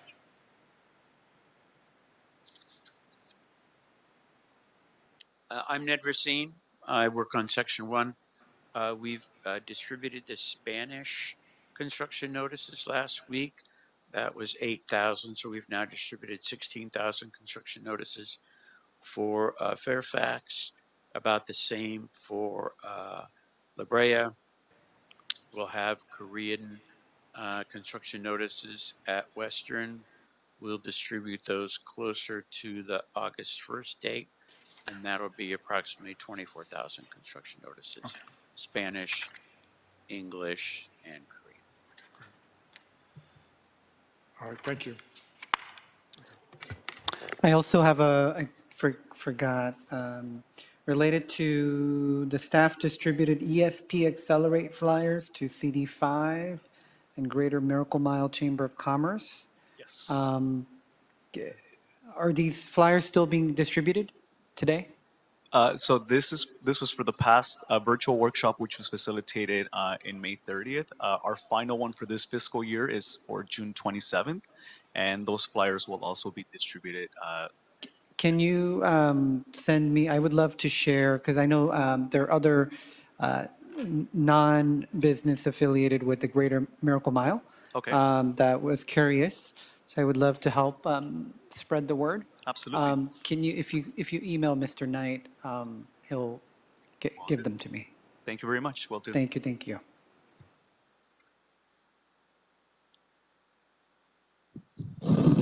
Okay, on to Section 2. I'm number 2. Again, just as a reminder, my name is Zeph Farley. I'm assigned as Metro's project manager for Purple Line Section 2. The first slide here is just the overall alignment. We have 2 stations. And one thing I'll note, likely at a future presentation, we're going to have to update these. So the one station, it still has Constellation at Century City. We've dropped the Constellation for Century City. The other, and it's less important in the city of LA, but in Beverly Hills, it is now officially the Beverly Drive station, no longer Wilshire Rodeo. So that was officially approved by the Metro Board in May. Moving on to the next slide. In terms of construction, actually, if we back up just one slide, I did forget to mention two important issues. We're 77% complete And we're still tracking to be open. We're saying fall of 2026. December 20th is technically fall, so end of 26. You know, section 1 is this year, section 2 is next year, section 3 is really the year after. But that's what we're currently tracking towards in terms of progress. So in terms of actual construction in the city of Los Angeles, the next slide really shows what we're focused on at present is backfilling over the top of the station in Century City. The bottom picture shows some of the gas venting that is required to make sure that for the next 100 years the station is actually vented and dry. And they've also started the backfill on top of the roof, putting supports in for the public utilities that are above the station and underneath the permanent roadway, because our next big event, and it's likely to happen in July, is deck removal. In order to remove the deck, all the utilities that have been temporarily supported for the last 3 to 5 years need to be supported, backfilled, and then the deck can come off. Inside the station, obviously, there's still a lot of work going on to make, they're spray painting or spraying the acoustical treatments and make the station look operable. But one of the other significant things that's happening that's in the public right-of-way is trenching in Century Park East for the DWP duct bank that's going to provide permanent power to the station and operate the train system for the next 2 stations. So moving into the next slide, which really talks about the road closures. You just heard section 1, they had a request for various closures for their permanent restoration. Our project team has put together a plan.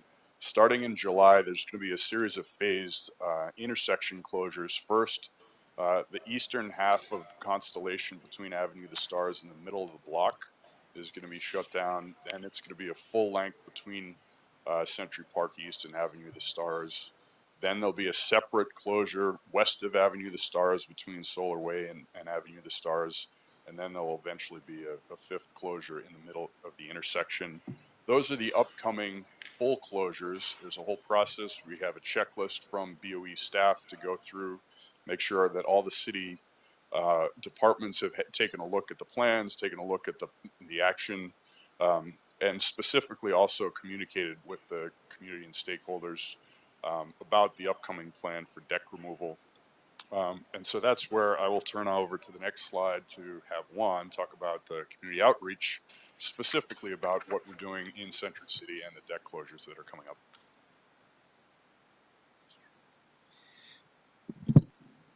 And in support of the street closures for the deck removal work, we continue to hold one-on-one stakeholder meetings in person and via Zoom with stakeholders such as the California Rehab Institute, the Century Plaza Tower, Westfield Mall, and the Fairmont Century Plaza Hotel, along with the meetings with the Century City BID. And then we're also conducting extensive outreach for the regularly held community meetings. And in that outreach, that includes distribution of digital notices, direct emails, postcards, social media, and paid online and print advertising. Our next meeting is going to be the quarterly property management meeting that's going to be held on June 17th. And lastly, we also continue to support the Eat, Shop, Play, and Business Interruption Fund outreach in Century City. Thank you. And sorry, now we'll have Angela talk about that. Hello again.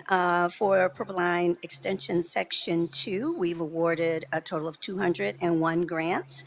And that value is a little over $6.3 million.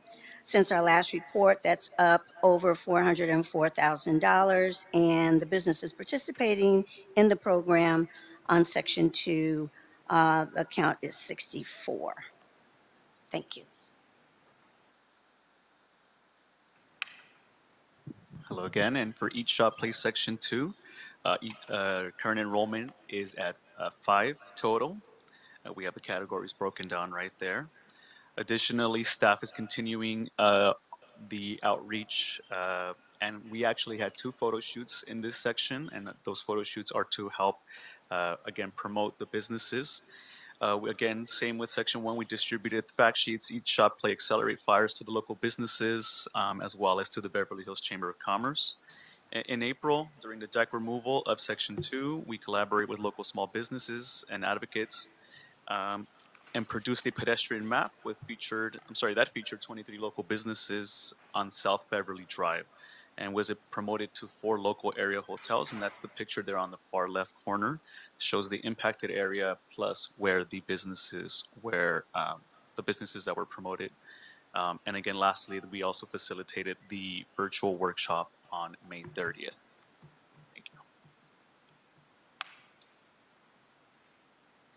you. Any questions about Purple Line Section 2? President Pro Tem Grant.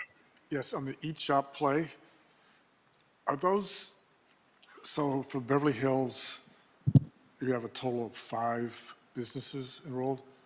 Is that about what you assumed would participate, or how does that number figure in terms of what your assessment was of how successful the program Correct. could or Yep. should be?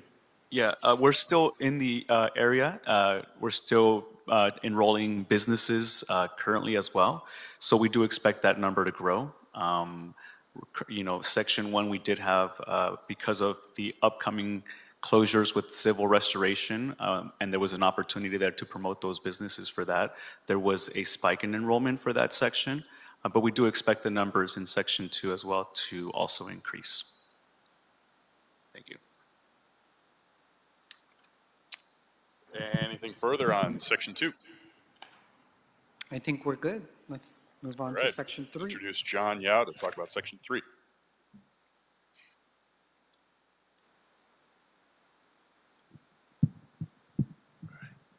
Good morning, President King and commissioners. Yeah, my name is John Yao, and I'll be providing the updates for Purple Line Section 3. So the project alignment is about two and a half miles long, with 2 underground stations, one at UCLA and the other at VA Hospital. The project is 63% complete, with revenue service forecast in 2027. For the tunnels, the construction of the cross passages is in progress. Since our last update, the contractor has completed excavation for 4 more cross passages, and they're actively working on 1 more. For the final concrete lining, they're installing the lining in 9 of the cross passages. So here on picture on the left is showing a formwork installation, and picture on the right is showing concrete placement in the invert of a cross passage. Now for the Westwood UCLA station, our contractor has completed concrete placement for the concourse level deck. They're working on placing concrete for the upper level exterior walls and the roof of the station. In terms of inside the station, they're installing mechanical, electrical, and plumbing in the rooms at the platform level. So you can see on the picture on the left, they're installing ductwork. Picture on the right, they're installing false works that's supporting the arch-shaped roof. Moving on to the VA Hospital station, the contractor has completed placing concrete for the lower exterior walls, and they are working on the concourse level deck and also the upper level exterior walls. For the water line connection at the intersection of Wilshire and Federal, and also the portion west of it, it's 65% complete. And so on the picture on the left, that's showing the concrete work for the concourse deck, and picture on the right is showing installation of waterproofing for the upper level walls. right? For the upcoming work, we're expecting to be completing UCLA concrete work and backfilling the station box under Wilshire. And then follow that, we'll be removing the temporary traffic decking.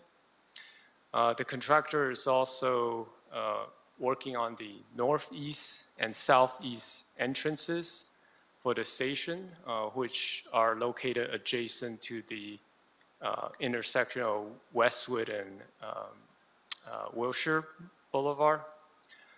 So for this work, just like when we install the traffic decking, there will be lane restrictions on Westwood, Wilshire, and Gailey Avenue. And our contractor is actively obtaining approvals from DOT on their traffic control plans. And Metro is also doing the outreach required to support this work. So I think that would be a good segue to turn it over to our community relations.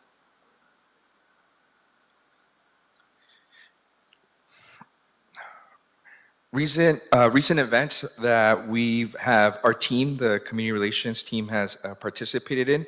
In May, we hosted a virtual webinar on the construction progress for each section, section 1, 2, and 3, and we had over 70 members of the public attend that meeting. We're also currently planning a virtual meeting, also that will be going over all 3 sections in July. Most recently, we distributed information on the most recent milestone that was reached at the Westwood UCLA station, which was the completing of the concrete pours needed to build the lower interior and exterior walls of the station. We distributed that information via our regional and countywide newsletter. And we also continue to support the Eat, Shop, Play and the Business Interruption Fund construction mitigation programs at community events. And with that, I'll turn it over to Angela. Oh, sorry. They're a little out of order. I'm going to jump the line here, Angela. Update on Section 3 here. So again, we are continuing our program outreach in Section 3, currently with 2 businesses enrolled. We have presented at one community one construction update meeting, which was held May 13th. We gave a program overview plus an update on the upcoming workshops. We're also currently coordinating with the Westwood Village Improvement Association for development of the FY26 outreach strategies. And of course, the last bullet there with Section 3, they were also invited to participate in our virtual workshop at the end of May on May 30th. Thank you.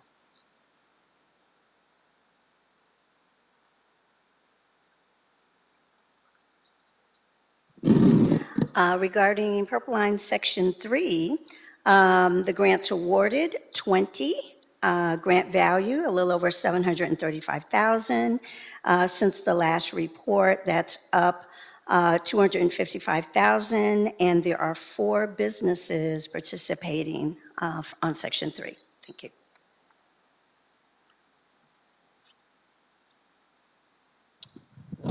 Any further questions on Purple Line Section 3?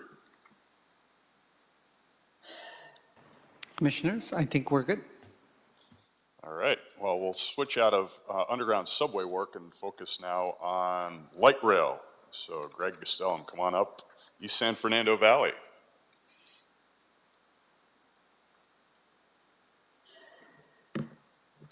Thank you. Good morning, Commissioners.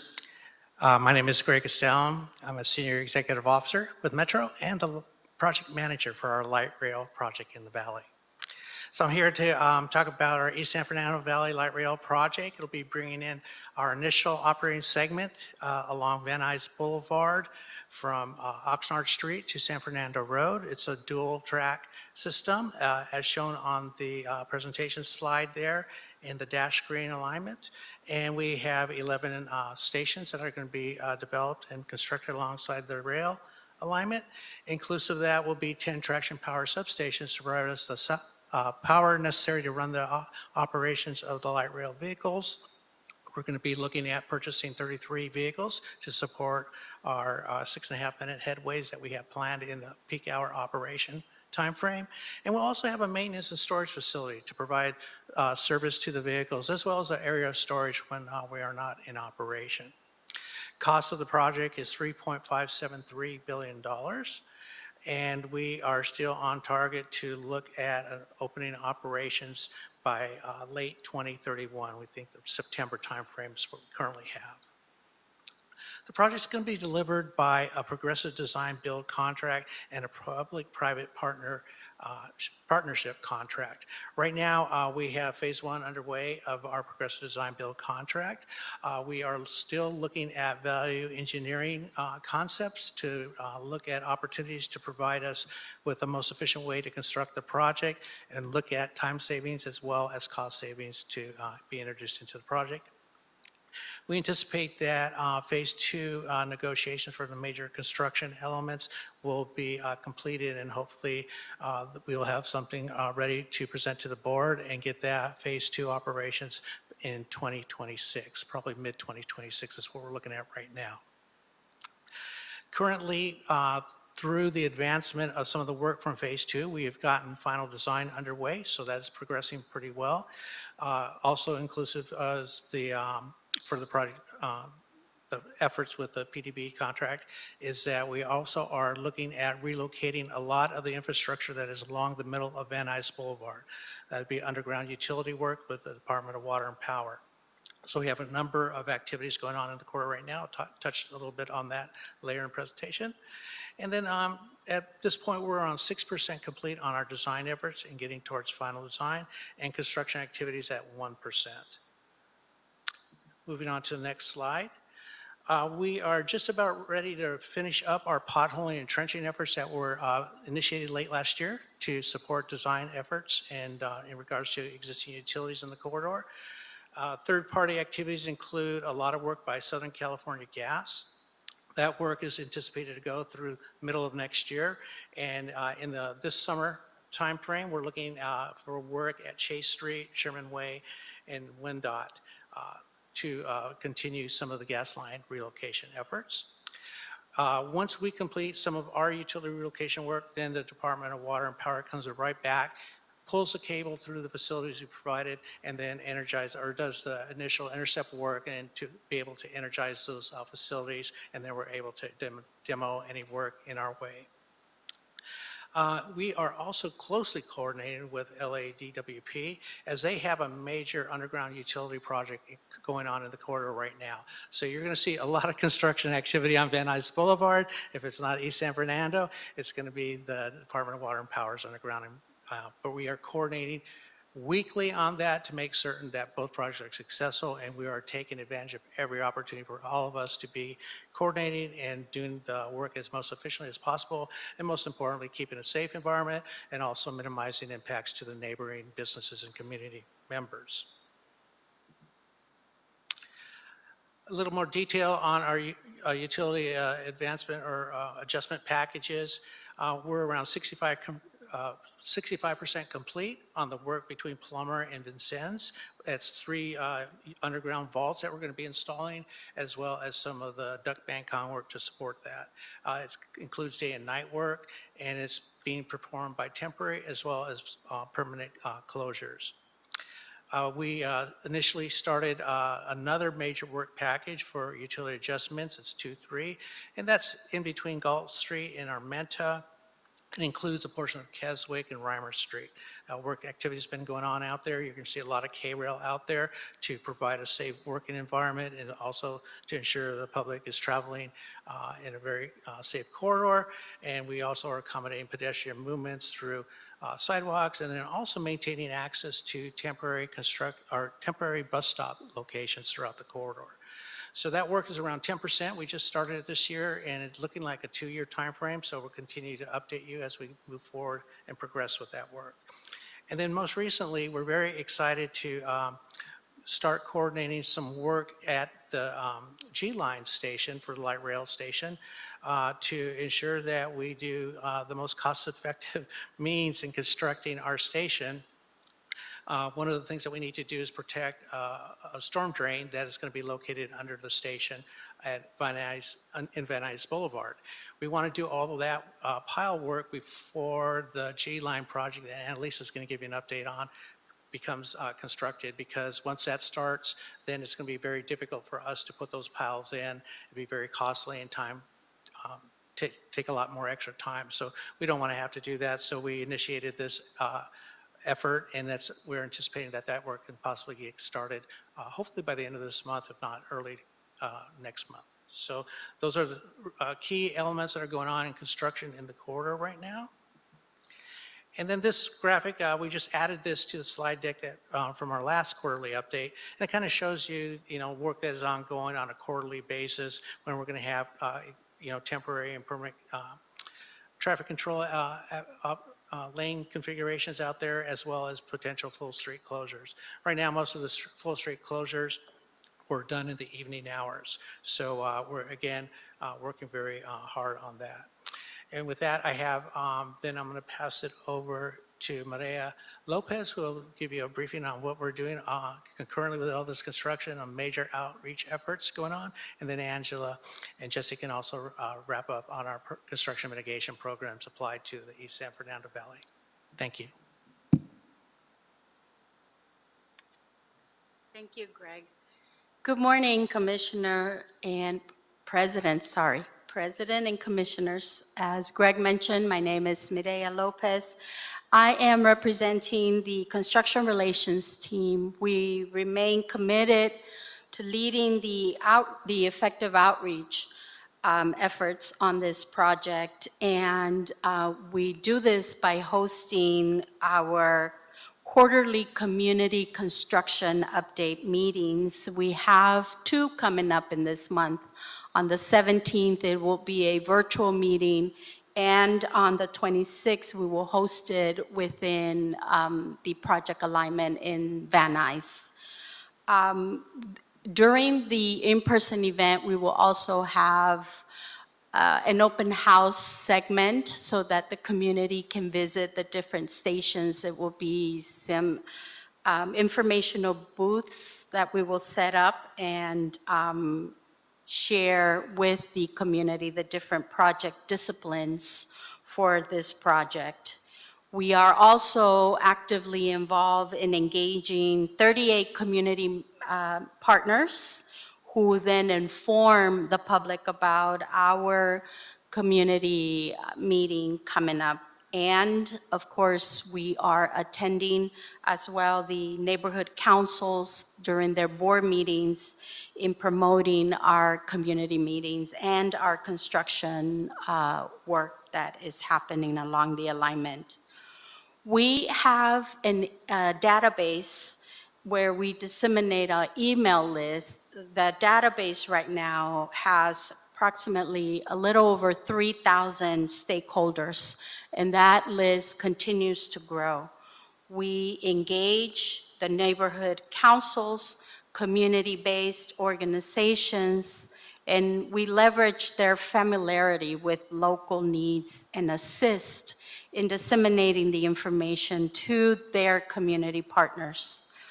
We're also collaborating with the government agencies as necessary. We work very closely with 3 of the council offices who are impacted with this amazing project within their constituency. We maintain our ongoing communication. We do this door-to-door construction notice dissemination to the businesses and residents that are directly affected by the upcoming construction. We also send out bilingual construction notices to the businesses and residents. We do this 1/4 mile radius from the work area, and this can translate over 8,000 notices to the directly impacted community.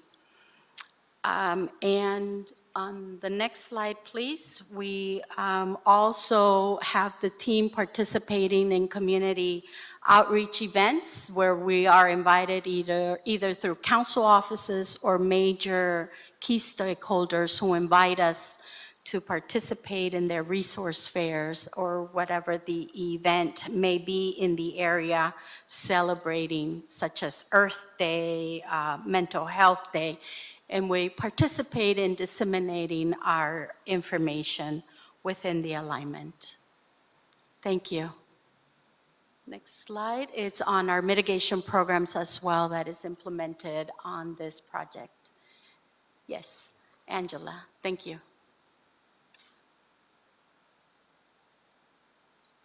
Oh, sorry about that. We are very excited to, or we're very excited to launch our Business Interruption Fund and soon to be our Business Solution Center on the East San Fernando Valley project. We have been doing a lot of outreach. Our fund administrator partnered with one of the community-based organizations in the East San Fernando Valley area to provide the outreach necessary throughout the Van Nuys corridor. And so where we are now, we have made significant progress. Almost 700 businesses have been outreached to. This means they have met one-on-one to see what their eligibility would be for the Business Interruption Fund. Additionally, we've been doing BIF information and application workshops throughout the area, at least quarterly, but we've been doing quite a few lately. These workshops have been very well attended, averaging about 50 business owners per workshop. We have one coming up scheduled for June 12th. Looking forward to that. And so far, as a result of all these efforts, we have received 175 applications. So very excited to be moving forward with the BIF as the utility adjustment work and progressing construction activities continue. With regard to our Business Solutions Center, and again, that program provides hands-on business assistance and support services to businesses. We expect it to launch in summer, this summer. Right now, we're in the blackout period as we prepare the we have to go to the Metro Board in order to award a contract. So we're very excited to get that going, and fingers crossed, we will have the BSC up and operating very soon. And then on Eat Shop Play, do you want me, do you want to, okay. No, if it's the next slide? Oh, okay. Sorry. Yeah, no, I wasn't sure. And of course, Jesse will talk more about Eat Shop Play. But we're very, very excited to announce that we have awarded our first grant on the East San Fernando Valley area, and this was just awarded on May 23rd. For $60,000, one of the businesses was able to prove revenue loss. This was directly due to construction work in the Sherman Way area, fencing and K-rail. And so we're looking forward to many, many more awards this month alone. So that's going well. With regard to the total for all of our projects, and that includes for BIF Perfoline sections 1, 2, and 3 in East San Fernando Valley, we've awarded just under 1,800 grants for a total grant value of $47.6 million. And so that is cumulative since the beginning of the program in 2015. We have almost 500 businesses. Again, this is across all projects. So we look forward to adding East San Fernando Valley to those numbers very soon. Thank you.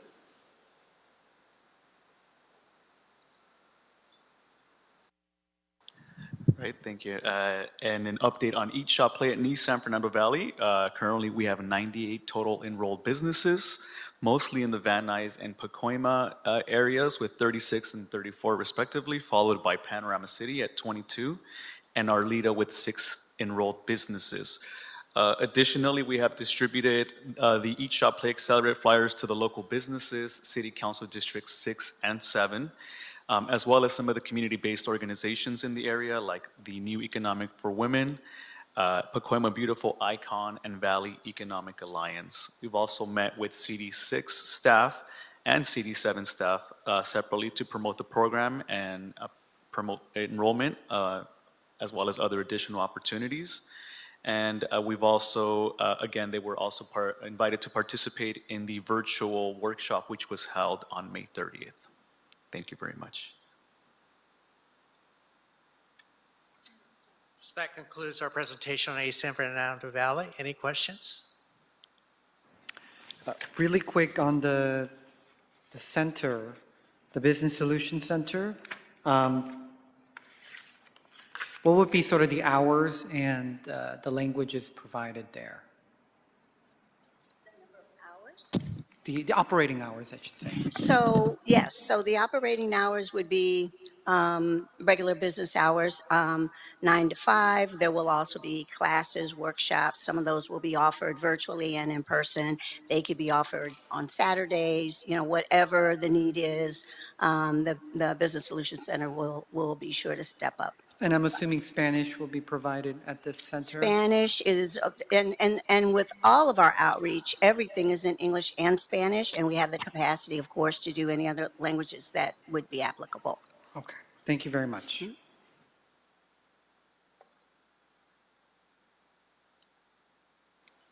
All right, and fifth and finally, bus rapid transit. Annalisa, come on up.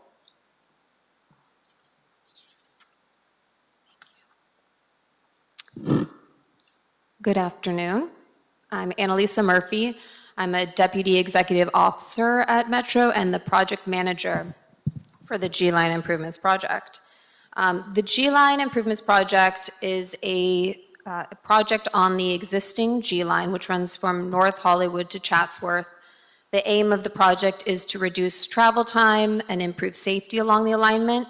And in order to accomplish that, we're constructing 3 grade separations over Van Nuys, Sepulveda, and Vesper. We're also installing railroad-style gates at 13 intersections and traffic signal resurfacing, which is a form of transit signal priority at the remaining crossings. We also have bike path improvements along the G-Line bike path that runs right next to the busway. It's about a 14-mile dedicated bus or bike path. So the first, I just wanted to mention, we just started construction, which I'll touch on the next slide. February 21st was when we closed Van Nuys Station and started detouring buses and bicyclists. And our anticipated opening date is December of 2027, in advance of the 2028 Olympics.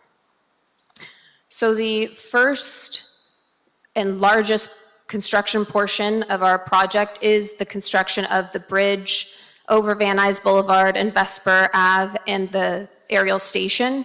We had to demolish the at-grade station that was previously at Van Nuys in order to build the bridge, and so we're rebuilding the station on the structure. This construction will last for really the duration of the project from when we started February 21st to likely substantial completion is August of 2027. So the first activities that we are performing right now are a fiber bypass. We're constructing a new fiber duct bank in the bike path.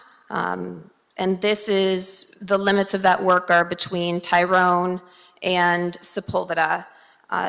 Most of the work is within Metro right-of-way. And in this corridor, we have closed both the busway and the bike path. And that is where the cyclists and buses are being detoured. So we're doing potholing of the existing utilities, and then we'll be installing that fiber. As I mentioned, we demolished Van Nuys Station.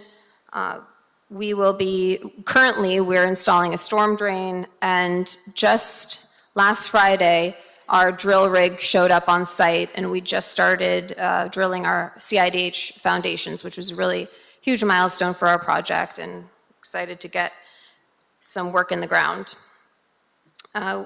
Like I mentioned, the majority of the work is on Metro right-of-way, and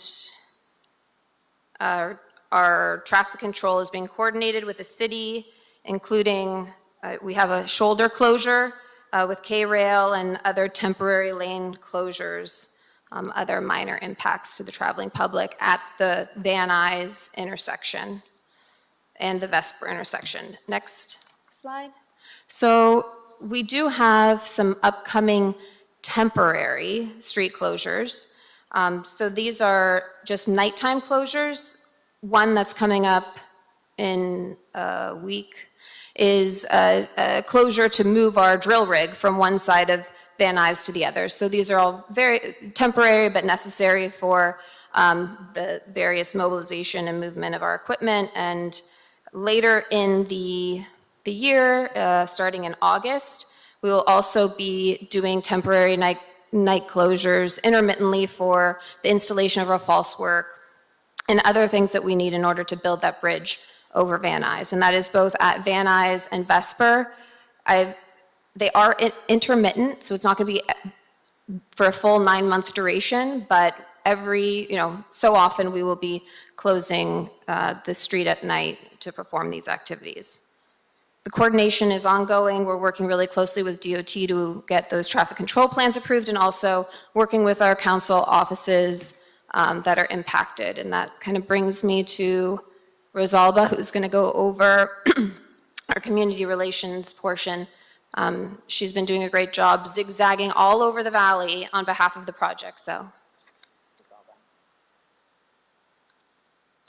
Thank you, Annalisa, and good afternoon to the board. My name is Rosalba Gonzalez. I'm the Construction Relations Manager for the Metro G-Line Improvements Project, and I've had the privilege of being with the project for a few months now, and we have done a great job at doing our community outreach. We are interfacing with all 16 of the neighborhood councils that are in the alignment on the G-Line. So I've had the pleasure of being at almost 100% of those neighborhood councils, providing an update on what the construction project is all about, and also interfacing with the community at different community events. April was our strongest month, where we participated in all of the CD6 spring egg hunts, sharing information about what the project is doing, talking about the implemented detours and the bike path detours. I was just at the City of LA Bicycle Advisory Committee last night sharing about the bike detour, the bike improvements. So overall, we are door to door on the streets, and also providing those updates to our relevant key stakeholders. In the next few months, we will be talking about the construction project updates that are taking place on the ground and impacting the local businesses, and also partnering with our East San Fernando Valley Light Rail Transit Project team to make sure that our information is in alignment and that we are sharing the information with our shared stakeholders. Additionally, I am also working with Annalisa on other parts of the project, including our pilot gate technology testing that is taking place on the G-Line bus right away at Havenhurst and the G-Line crossway in Lake Balboa. And we are just striking and knocking on those doors, but I'm happy to report that we haven't had any disagreements, and making sure that the community is aware. So thank you so much for your time, and I'll open myself to questions. Oh, I will pass it on to Angela. Thank you again. The only thing I would add here is that the Business Solutions Center, again, expected to launch this summer, is eligible for both the East San Fernando Valley project as well as the G-Line project improvements. Again, those corridors sort of are adjacent. And so there will be a physically located BSC right there that will have easy access for the business owners on both corridors. And again, we are still in the blackout period, but I'm hoping we'll be able to announce the entire program where it will be located very soon. Thank you.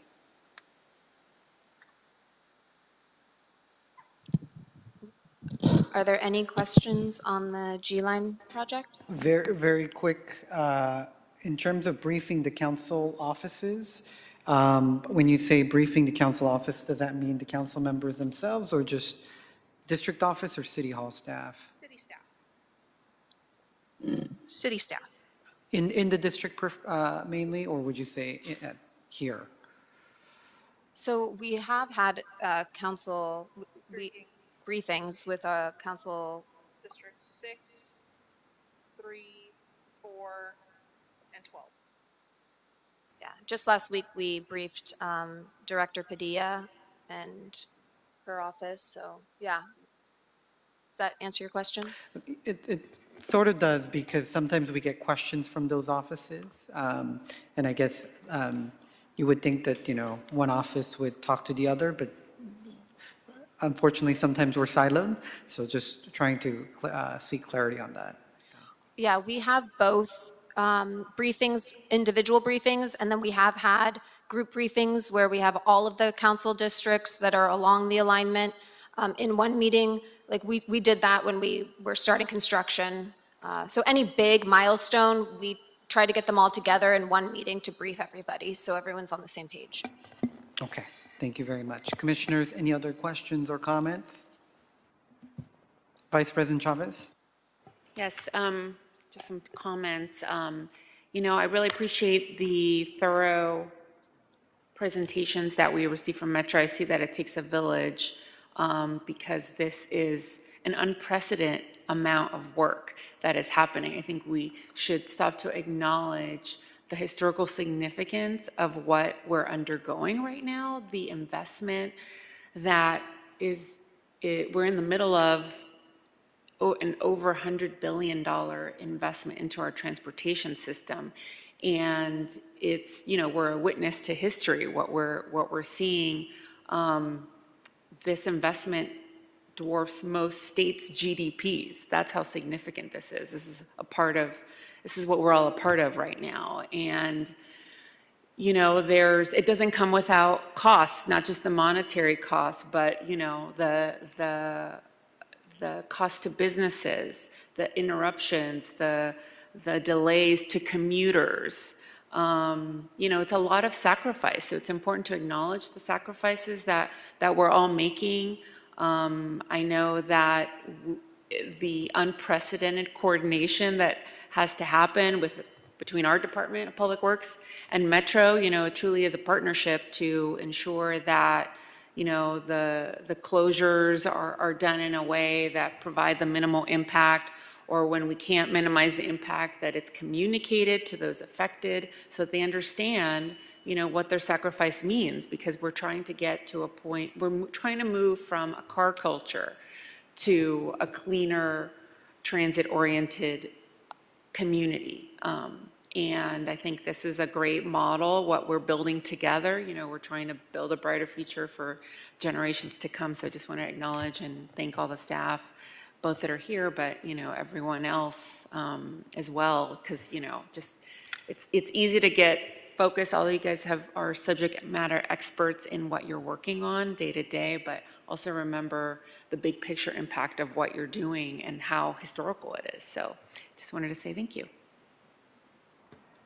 Thank you. I'm sure I speak for all of the Metro employees here, and we appreciate your support and that comment. Appreciate it. Yep. All right, thank you, Metro. All right, thank you. I just wanted to be clear. There's one thing that we were left over. You wanted an advanced copy of the Section 1 outreach document from Jesse.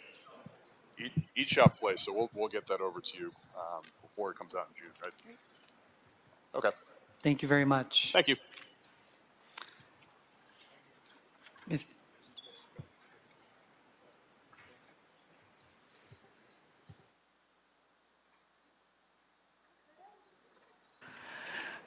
Mr. Knight, does that clear our desk for today? Yes, President Kang, it does. All right, thank you, everybody. Our next meeting will be on Friday, June 6, 2025. The meeting is adjourned at 12:20 p.m.